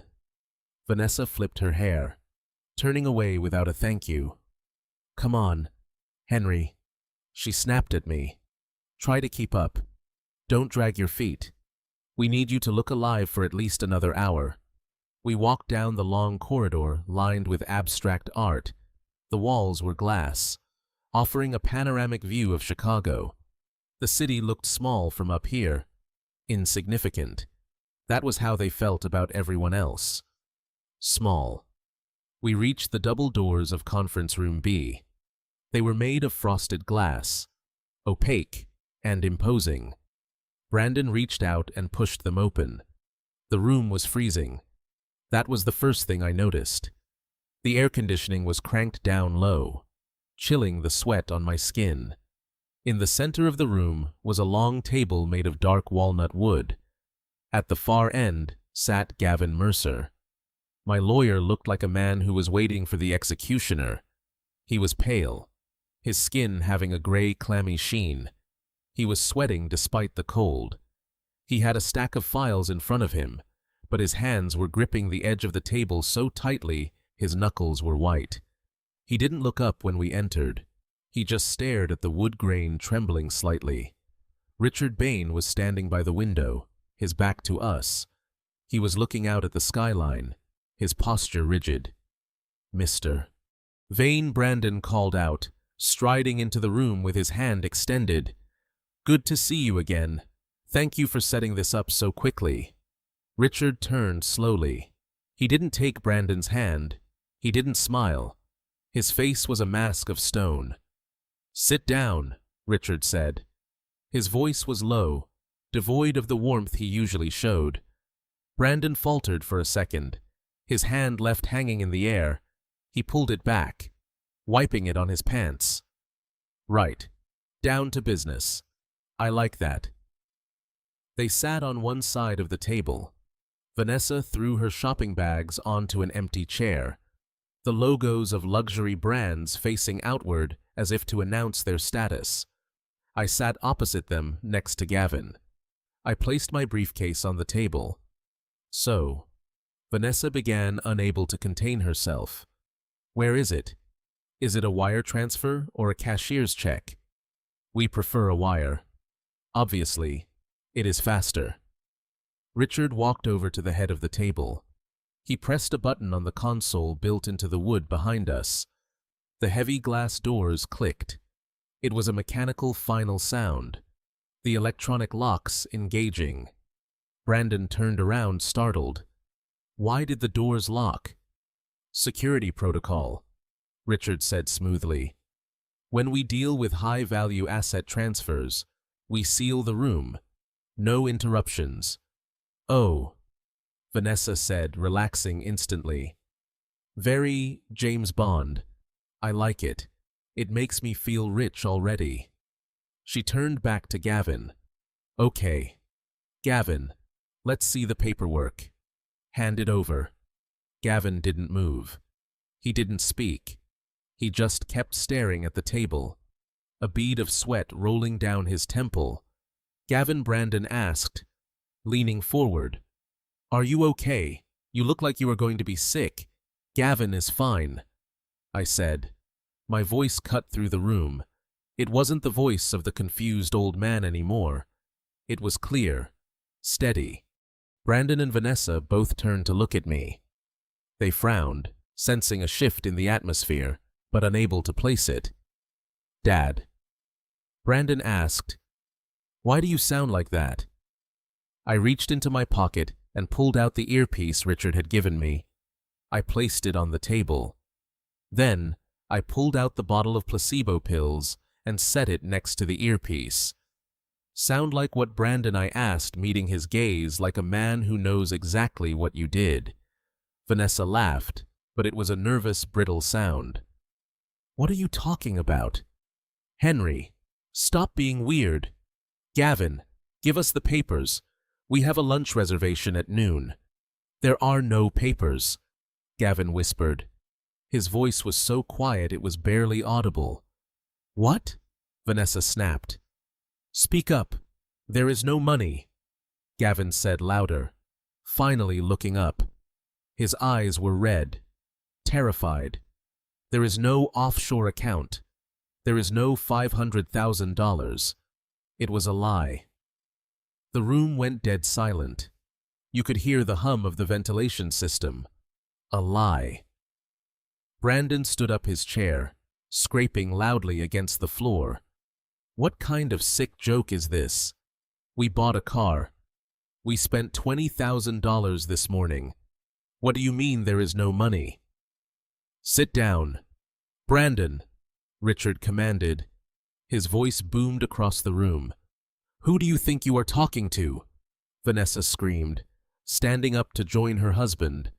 "This is entrapment. This is fraud. I am going to sue you. I am going to sue this entire company." "Come on. Brandon, we are leaving. Grab your father. We are putting him in that home tonight." She turned to the door. She marched over and grabbed the handle. She pulled. It didn't budge. She pulled again, rattling the glass. "Open this door," she shrieked. "I told you," Richard said calmly. "Security protocol. No one leaves until the transaction is complete." "But there is no transaction," Brandon yelled, his face turning a blotchy red. "You just said there is no money." "Oh, there is a transaction," I said. I opened my briefcase. I took out the iPad. I walked over to the console where Richard was standing. "We are not here to transfer money," I said, plugging the iPad into the system. "We are here to transfer responsibility." I looked at my son. He looked confused, angry, and scared. He looked like a child who had been caught stealing, but he still didn't understand the magnitude of his crime. "You wanted to know about Beatrix's legacy," I said. "You wanted to know what she left behind. She left the truth." I pressed the button on the console. The blinds on the windows automatically lowered, plunging the room into a gray twilight. A large projection screen descended from the ceiling at the far end of the room. "What is this?" Vanessa whispered, backing away from the locked door. "What are you doing?" "I am showing you the cost of your greed," I said. The screen flickered to life. The date stamp appeared in the corner. December 20th, 2:14 p.m. The image of our bedroom filled the wall. The image of Beatrice alive reading her book. The color drained from Vanessa's face so fast she looked like a corpse. She put her hand over her mouth. "No," she breathed. "Yes," I said. And then the video began to play. The first image that flickered onto the massive screen was not a bank statement or a routing number. It was the interior of my kitchen from exactly 24 hours ago. The angle was high and wide, capturing the entire room in brutal clarity. On the screen, I saw myself spilling the coffee. I saw the brown liquid spreading across the table. But more importantly, I saw Vanessa's face. The camera captured the twist of her lip, the sheer, unadulterated hatred in her eyes as she screamed at me. The audio filled the conference room, amplified by the surround sound speakers. Vanessa's recorded voice was shrill and piercing. "You are a danger to yourself. I am making the call. You will spend the rest of your life staring at a beige wall. In the conference room. The real Vanessa gasped. She took a step back, her hands flying to her mouth. She looked from the screen to me, her eyes wide with a mixture of confusion and dawning horror. That is illegal, she stammered, her voice trembling. You recorded us. You can't do that. That is an invasion of privacy. I didn't say a word. I just pointed at the screen. The scene changed. The date stamp in the corner read December 20th. The time was 2:14 in the afternoon. The setting was the master bedroom. The room went deathly still. Brandon, who had been staring at the floor, slowly lifted his head. He recognized the date. He recognized the room. On the screen, Beatrice was lying in bed. She looked frail but peaceful. Then the spasm hit her. The speakers played the sound of her gasping for air, a wet, desperate sound that made my own lungs constrict. Then the door opened. On screen, Vanessa walked in. She was wearing her green workout gear. She was holding her smoothie. No, Vanessa whispered in the conference room. Turn it off, Richard. Turn it off right now. She lunged toward the console, her fingernails clawing at the air. But Richard stepped in front of her. He didn't touch her. He just stood there, a wall of granite in a tailored suit. Sit down, Mrs. Caldwell, Richard rumbled. Watch. We watched. We watched Vanessa stand at the foot of the bed. We watched her sip her drink while my wife, a woman who had welcomed her into our family, begged for her life. Help! The recorded Beatrice wheezed pills. The silence in the conference room was so heavy it felt like it was crushing my chest. I looked at Brandon. His face was a mask of shock. He was staring at the screen, his mouth slightly open. He knew his wife was cold. He knew she was greedy. But seeing her casually murder his mother, that was a reality his weak mind was struggling to process. On the screen, Vanessa picked up the orange bottle. She shook it. The sound of the pills rattling was like a gunshot. Then she placed it on the high shelf. You should have just signed the power of attorney, the Vanessa on the screen said in the room. The real Vanessa let out a sound that wasn't human. It was a high-pitched keen like a trapped animal. It is fake. She screamed, spinning around to face us.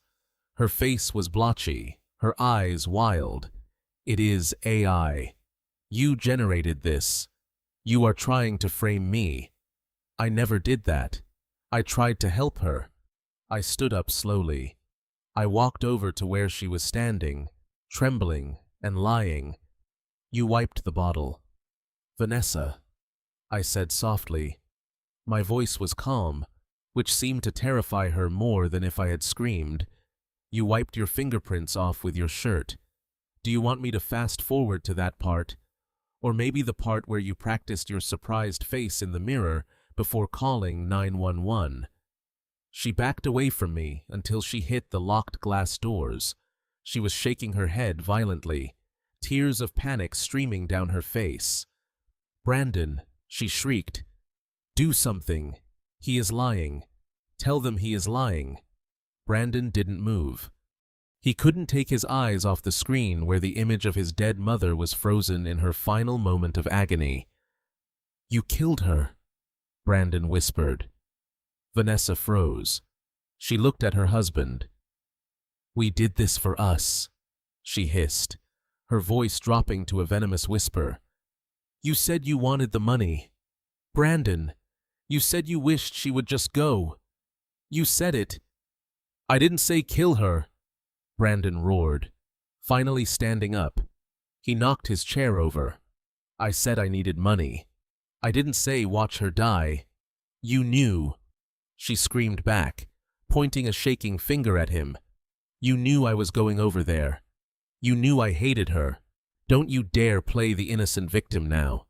You spent the money before we even had it. I watched them turn on each other. It was inevitable. Rats always eat each other when the ship starts to sink. There is no money. Is there? Vanessa asked, turning back to me. Her eyes were darting around the room, looking for an exit, looking for a weapon, looking for anything. There never was, I said. There is no offshore account. There is no $500,000. The only thing in that briefcase is the evidence of your crimes. You tricked us. She spat. You lured us here. I gave you a choice. I corrected her. I gave you a chance to be decent. I asked you to clean up a coffee stain. I asked you to show kindness. You chose the nursing home. You chose greed. I looked at the screen one last time at Beatrix's face. You wanted the house. Vanessa, you wanted the lifestyle. Well, you are going to get free housing for the rest of your life, but I don't think you will like the roommates. Vanessa threw herself at the glass doors. She pounded on them with her fists, screaming for help. Let me out! Help! I am being held against my will. She grabbed a heavy crystal vase from the sideboard and raised it, intending to smash the glass. That is enough, Richard said. He pressed another button on the console. The frosted glass of the conference room doors cleared instantly, becoming transparent. Standing on the other side were not secretaries. Standing there with their badges visible and their hands resting on their holsters were 4 federal agents. Vanessa dropped the vase. It shattered on the floor, sending crystal shards skittering across the carpet. She stood amidst the wreckage of the vase and the wreckage of her life, her chest heaving, her mouth opening and closing, but making no sound. The trap had snapped shut. The bait had been taken, and now the skinning was about to begin.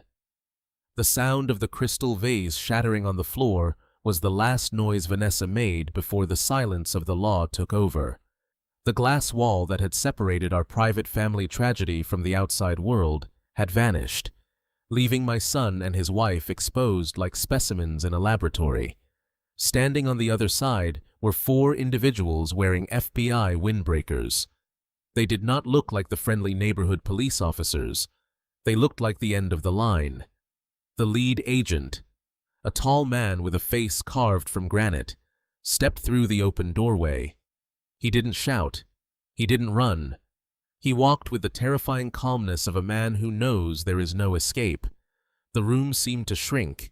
The luxury, the view of the skyline, the expensive furniture. It all became irrelevant.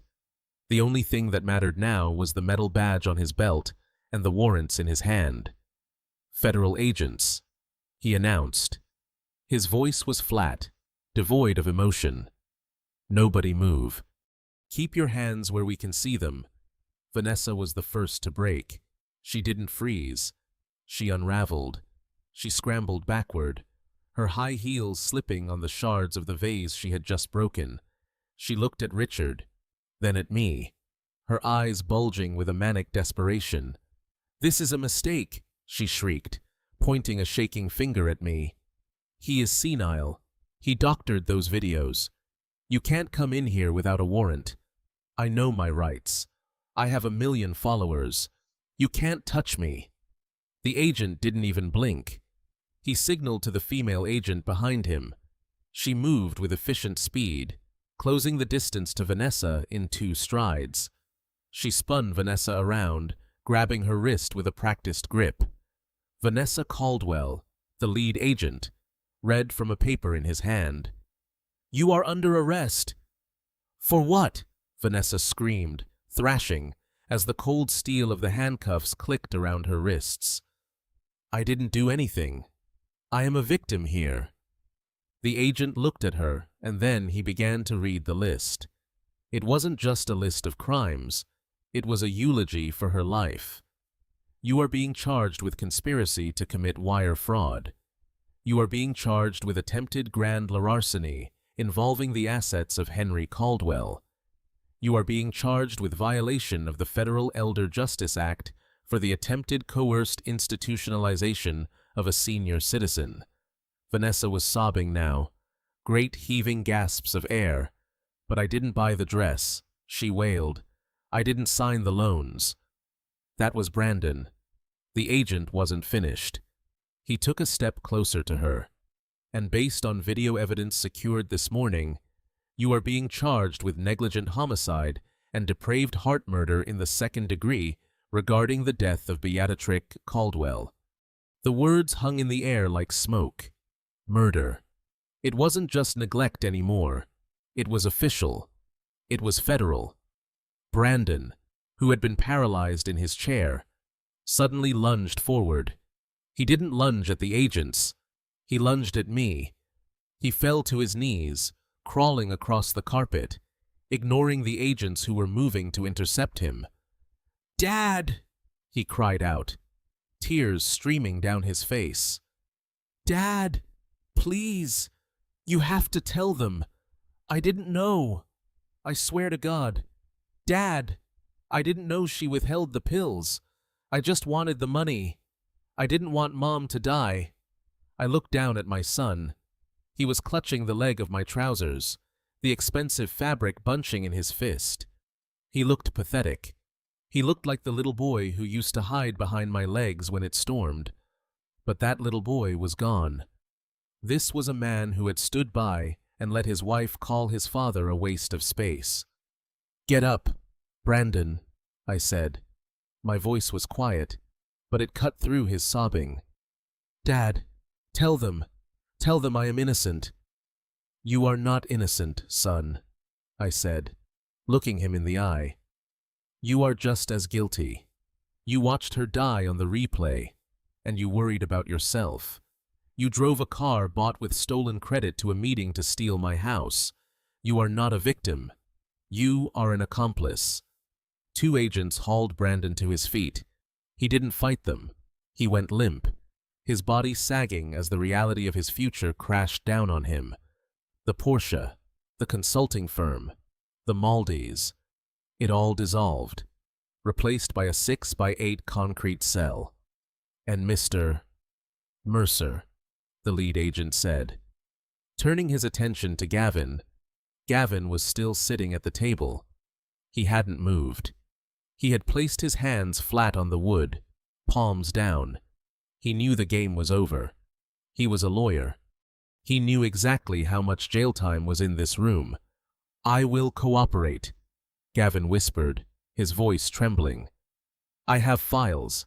I have emails. Vanessa forced me. She threatened to expose my save it for the judge." "Mr. Mercer," the agent said, nodding to his partner.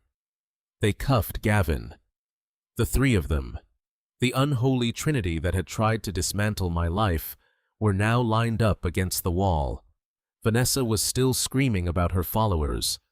Brandon was weeping, staring at the floor. Gavin was hyperventilating. Richard Vane walked over to me. He put a hand on my shoulder. "It is done, Henry," he said softly. I looked at them one last time. I felt a strange sensation in my chest. It wasn't joy. It wasn't happiness. It was the feeling of a heavy weight being lifted, leaving a sore, empty space behind. "Officer," I said to the lead agent. "Yes, Mr. Caldwell. Make sure they get a call," I said, "but tell them they can't call me. I have a garden to tend to." The agents began to march them out.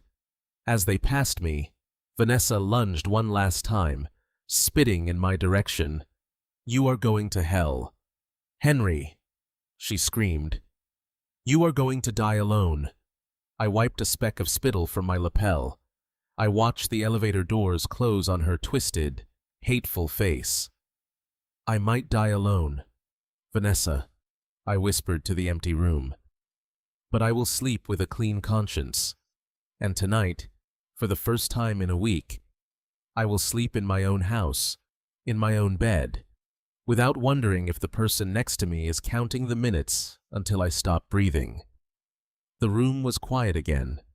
The projection screen was still down, frozen on the last frame of the video. Beatrix's empty bed. I turned to Richard. "Thank you," I said.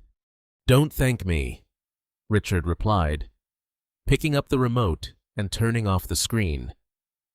"Thank Beatrice. She was the one who caught them. We just took out the trash." We walked out of the conference room, leaving the shattered vase and the ghosts of my family behind. The air in the hallway felt lighter, cleaner. The storm was over. Now I just had to learn how to live in the quiet that followed. The silence that descended on the conference room after the elevator doors closed on Vanessa was heavy and suffocating. It was the silence of a tomb. Brandon stood alone in the center of the room, flanked by 2 federal agents. His shoulders, usually squared with arrogance, were slumped. He looked smaller, like a suit that had been deflated. He stared at the floor, his eyes darting back and forth as if searching for a trap door that would swallow him whole and spit him out in a world where he hadn't destroyed his own life. He slowly lifted his head and looked at me.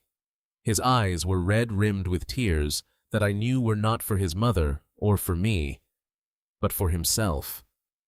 He took a stumbling step forward, but the agent's hand clamped down on his shoulder, holding him in place. "Dad," Brandon choked out, his voice cracking. "Please, you can't let them take me. I am your son. I am the only family you have left." I looked at him. I looked for the boy I used to take fishing. I looked for the teenager I taught to drive, but those people were gone. Standing before me was a stranger who shared my DNA, but none of my soul. "You are not my family." "Brandon," I said, my voice steady and cold. "Family protects each other. Family does not plot to put their father in a warehouse to die. Family does not watch their mother gasp for air and do nothing." "I didn't know she was going to die," Brandon wailed, dropping to his knees. The agents let him fall. He looked pathetic, kneeling on the expensive carpet and nigging for a salvation he didn't deserve. "Vanessa manipulated me. She controlled everything. I was just weak. Dad, I am sorry for being weak. Please tell them it was a mistake. Tell them I am a good person." I walked over to him. I stood over him, looking down at the top of his head. Being weak is not a crime. "Brandon," I said softly, "but greed is. Betrayal is. You had a choice every single day. You could have called me. You could have told me about the debt. We would have figured it out. I would have sold the house to help you if you had just asked me with honesty. But you didn't want help. You wanted a shortcut. You wanted to skip the hard work and go straight to the reward." "I am sorry," he sobbed, reaching out to grab my hand. I pulled it away before he could touch me. "Don't," I said. "Do not touch me." He recoiled as if I had burned him. "What am I going to do?" he whispered, staring at his cuffed hands. "I have nothing. She spent all the money. I have massive debt. I have no home. I have nothing." I looked at Richard, who was watching from the window. He gave me a slow nod. It was time to end this. "You are wrong. Brandon," I said, "you are not leaving here with nothing. You came here today for an inheritance, didn't you? You came here expecting me to hand over everything Beatrice and I built for 40 years. Brandon looked up, a tiny, desperate flicker of hope in his eyes. "Well, I am going to give it to you," I said. "Dad," he breathed. I leaned in close so only he could hear the finality in my voice. "The only asset I am leaving you is a lesson in personal responsibility. It is the one thing I failed to teach you and the one thing you desperately need.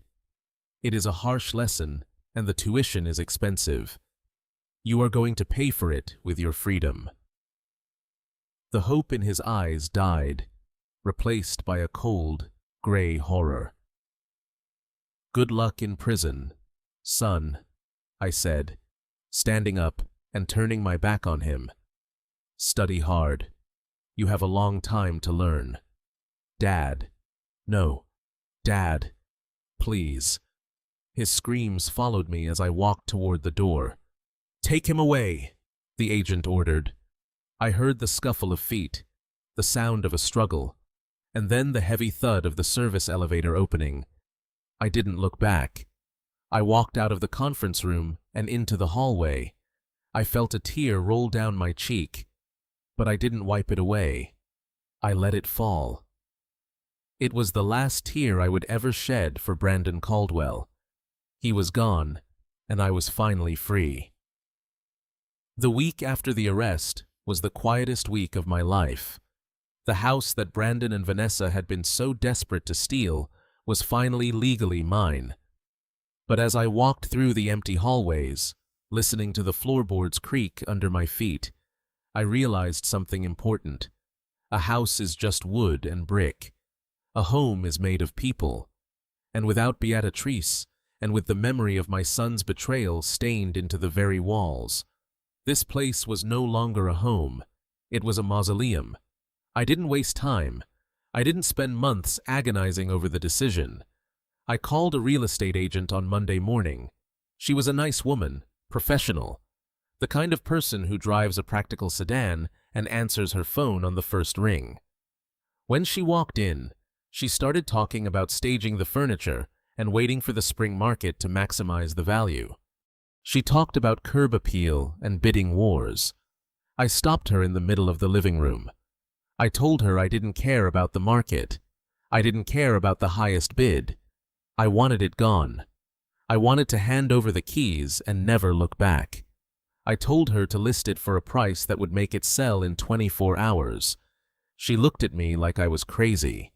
She told me I was leaving $200,000 on the table. I told her that peace of mind was worth more than money. We sold it 3 days later to a young couple. They were expecting their first child. I saw the way the husband looked at his wife with genuine protection and love, not the predatory hunger I had seen in Brandon's eyes. When I handed them the keys, I felt a physical weight lift off my chest. I left the furniture. I left the curtains. I took only my clothes, my tools, and the box of Beatrix's journals. The check for the sale was substantial. Combined with the insurance payout and the savings Richard had helped me recover, I was technically a wealthy man. I stared at the bank balance on my phone screen. It was just a number. To Brandon and Vanessa, that number was a god. It was the reason they had thrown away their souls. To me, it was blood money. It felt dirty. I couldn't spend it on a vacation. I couldn't buy a new car with the money that had essentially cost my wife her life. So, I went back to Vane Tower. I sat in Richard's office, the same office where we had sprung the trap. The projection screen was up. The room was bright. I want to give it away. I told Richard. He didn't try to talk me out of it. He didn't tell me to invest in stocks or buy a condo in Florida. He just nodded because he understood. We set up the trust that afternoon. We called it the Beatrice Caldwell Foundation, but I didn't want it to be just another charity that throws gala dinners and pats itself on the back. I wanted it to be a weapon. I wanted it to be a shield for people like Mapu. We designed the mission statement together. The foundation would provide free, high-quality legal aid to elderly people facing financial abuse from their families. It would pay for private investigators to uncover fraud. It would pay for emergency housing for seniors who had been kicked out by their own children. It would be the protector that I wish I had from the beginning. Signing the transfer documents was the most satisfying moment of the entire ordeal. I watched the millions of dollars drained from my account and flow into the foundation. I wasn't losing money. I was buying justice. I was making sure that what happened to Beatrice would not happen to anyone else. Not if I could help it. Richard looked at the signed papers and then at me. You know, Henry, he said. Beatrice would be proud. She was always the one who wanted to save the world. You are finally finishing her work. I didn't cry. I had no tears left. I just felt a fierce burning purpose. I hired Sarah. The receptionist Vanessa had insulted to run the daily operations. I paid her double what she was making at the front desk. She had cried when I offered her the job. She told me she had been saving for a house for her daughter. I told her that good people deserve good things. I kept enough for myself to live simply. I rented a small cottage near the lake. It has 1 bedroom and a porch where I can watch the sunrise. It is small. It is quiet, but it is clean. There are no cameras hidden in the walls. There are no secrets. The last thing I did before leaving the city was to stop by the courthouse. I filed the paperwork to ensure that the foundation would run in perpetuity. Even after I am gone, the money will keep fighting. The house that greed built was gone. In its place, I had built a fortress of justice. And every time the foundation wins a case, every time we stop a greedy child from stealing a parent's dignity, it will be like Beatrix sending a little message from the other set. A message that says, "You can steal the money, but you can never steal the truth." 6 months later, I stood in a room that smelled of bleach and despair. It was the visitation center of the state correctional facility. I was not there because I missed my son. I was there because I needed to close the final door. When Brandon walked in, he was wearing an orange jumpsuit that hung loosely on his frame. He had lost weight. His hair, usually styled with expensive gel, was shaved close to his scalp. He sat down on the other side of the thick plexiglass and picked up the phone. "I picked up mine," Dad Brandon said, his voice crackling through the receiver. "You came? I knew you would come." He didn't ask how I was. He didn't ask about the foundation. He leaned in close to the glass, his eyes darting around nervously. "Dad, you have to get me a better lawyer," he whispered. "The public defender is useless. Vanessa is trying to pin everything on me. She says I masterminded the whole thing. You have money now, right? I saw the news about the house sale. You can hire the best defense team in the city. You can get me out on an appeal." I looked at him. Even in prison, even after everything, he still saw me as a wallet. He didn't see a father. He saw a resource to be exploited. "I am not here to hire a lawyer. Brandon," I said calmly, "I am here to say goodbye." "Goodbye?" Panic flared in his eyes. "What do you mean? You can't leave me here. It is hell in here. Dad, the food is inedible. The other inmates, they scare me. I don't belong here. You belong exactly where you are." I told him, "You are right where your choices led you. But I am your son," he shouted, hitting the glass with his fist. A guard stepped forward, but Brandon waved him off. "Dad, please. Just $5,000 for the commissary. For protection. I am begging you." I slowly reached into my pocket. Brandon's eyes lit up. He thought I was pulling out a checkbook. Instead, I pulled out a photo. It was a picture of Beatrice. Not the one from the funeral, but a candid one I took years ago where she was laughing in the garden, her hands covered in soil. I pressed it against the glass. "Do you remember her?" I asked. Brandon blinked, looking at the photo. "Mom, she is the reason I am not helping you," I said. "Every time I think about writing a check, I think about her gasping for air while you checked your sports betting app. Every time I feel a pang of guilt, I remember that you planned to put me in a place far worse than this just so you could buy a Porsche." I put the photo back in my pocket. I donated the money. "Brandon, all of it. The house money, the insurance, the savings. It is all gone. It is helping people who actually deserve it." "You did what?" he whispered, his face going pale. You gave away my inheritance. It was never yours, I said, standing up. It was ours, and now it belongs to the world. I hung up the phone. Brandon started screaming. He was slamming the receiver against the metal box, yelling that I was crazy, that I was cruel, that I owed him. I didn't hear a word. The glass was soundproof. I watched him mouth the words silently, a pantomime of greed and rage. I turned my back on him. I walked toward the exit door. I felt a lightness in my chest that I hadn't felt in years. The cord was cut. The weight was gone. I walked out of the prison and into the bright, blinding sunlight of the parking lot. I climbed into my truck.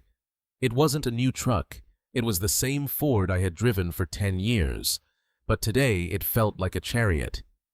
I rolled down the windows, letting the fresh air flush out the smell of the prison. On the passenger seat sat a framed photograph of Beatrice. Next to it was a brand new graphite fishing rod still in its packaging. I reached over and touched the photo. "We did it, B. I said it is finished." I started the engine. The rumble of the motor was a comforting sound. I wasn't going back to the city. I wasn't going back to the shadows of the past. I had rented a cabin 3 hours north up near the Canadian border where the lakes were cold and deep and the phone signal was weak. I pulled out onto the highway heading west. The sun was beginning to set, painting the sky in streaks of purple and gold. I checked the rearview mirror one last time. The prison was shrinking in the distance, becoming nothing more than a gray smudge on the horizon. I smiled. For the first time in a long time, I wasn't Henry the victim. I wasn't Henry the widower hour. I was just Henry. I had a full tank of gas, a good fishing rod, and a clear conscience. They say that revenge is a dish best served cold, but I have learned that justice is not about revenge.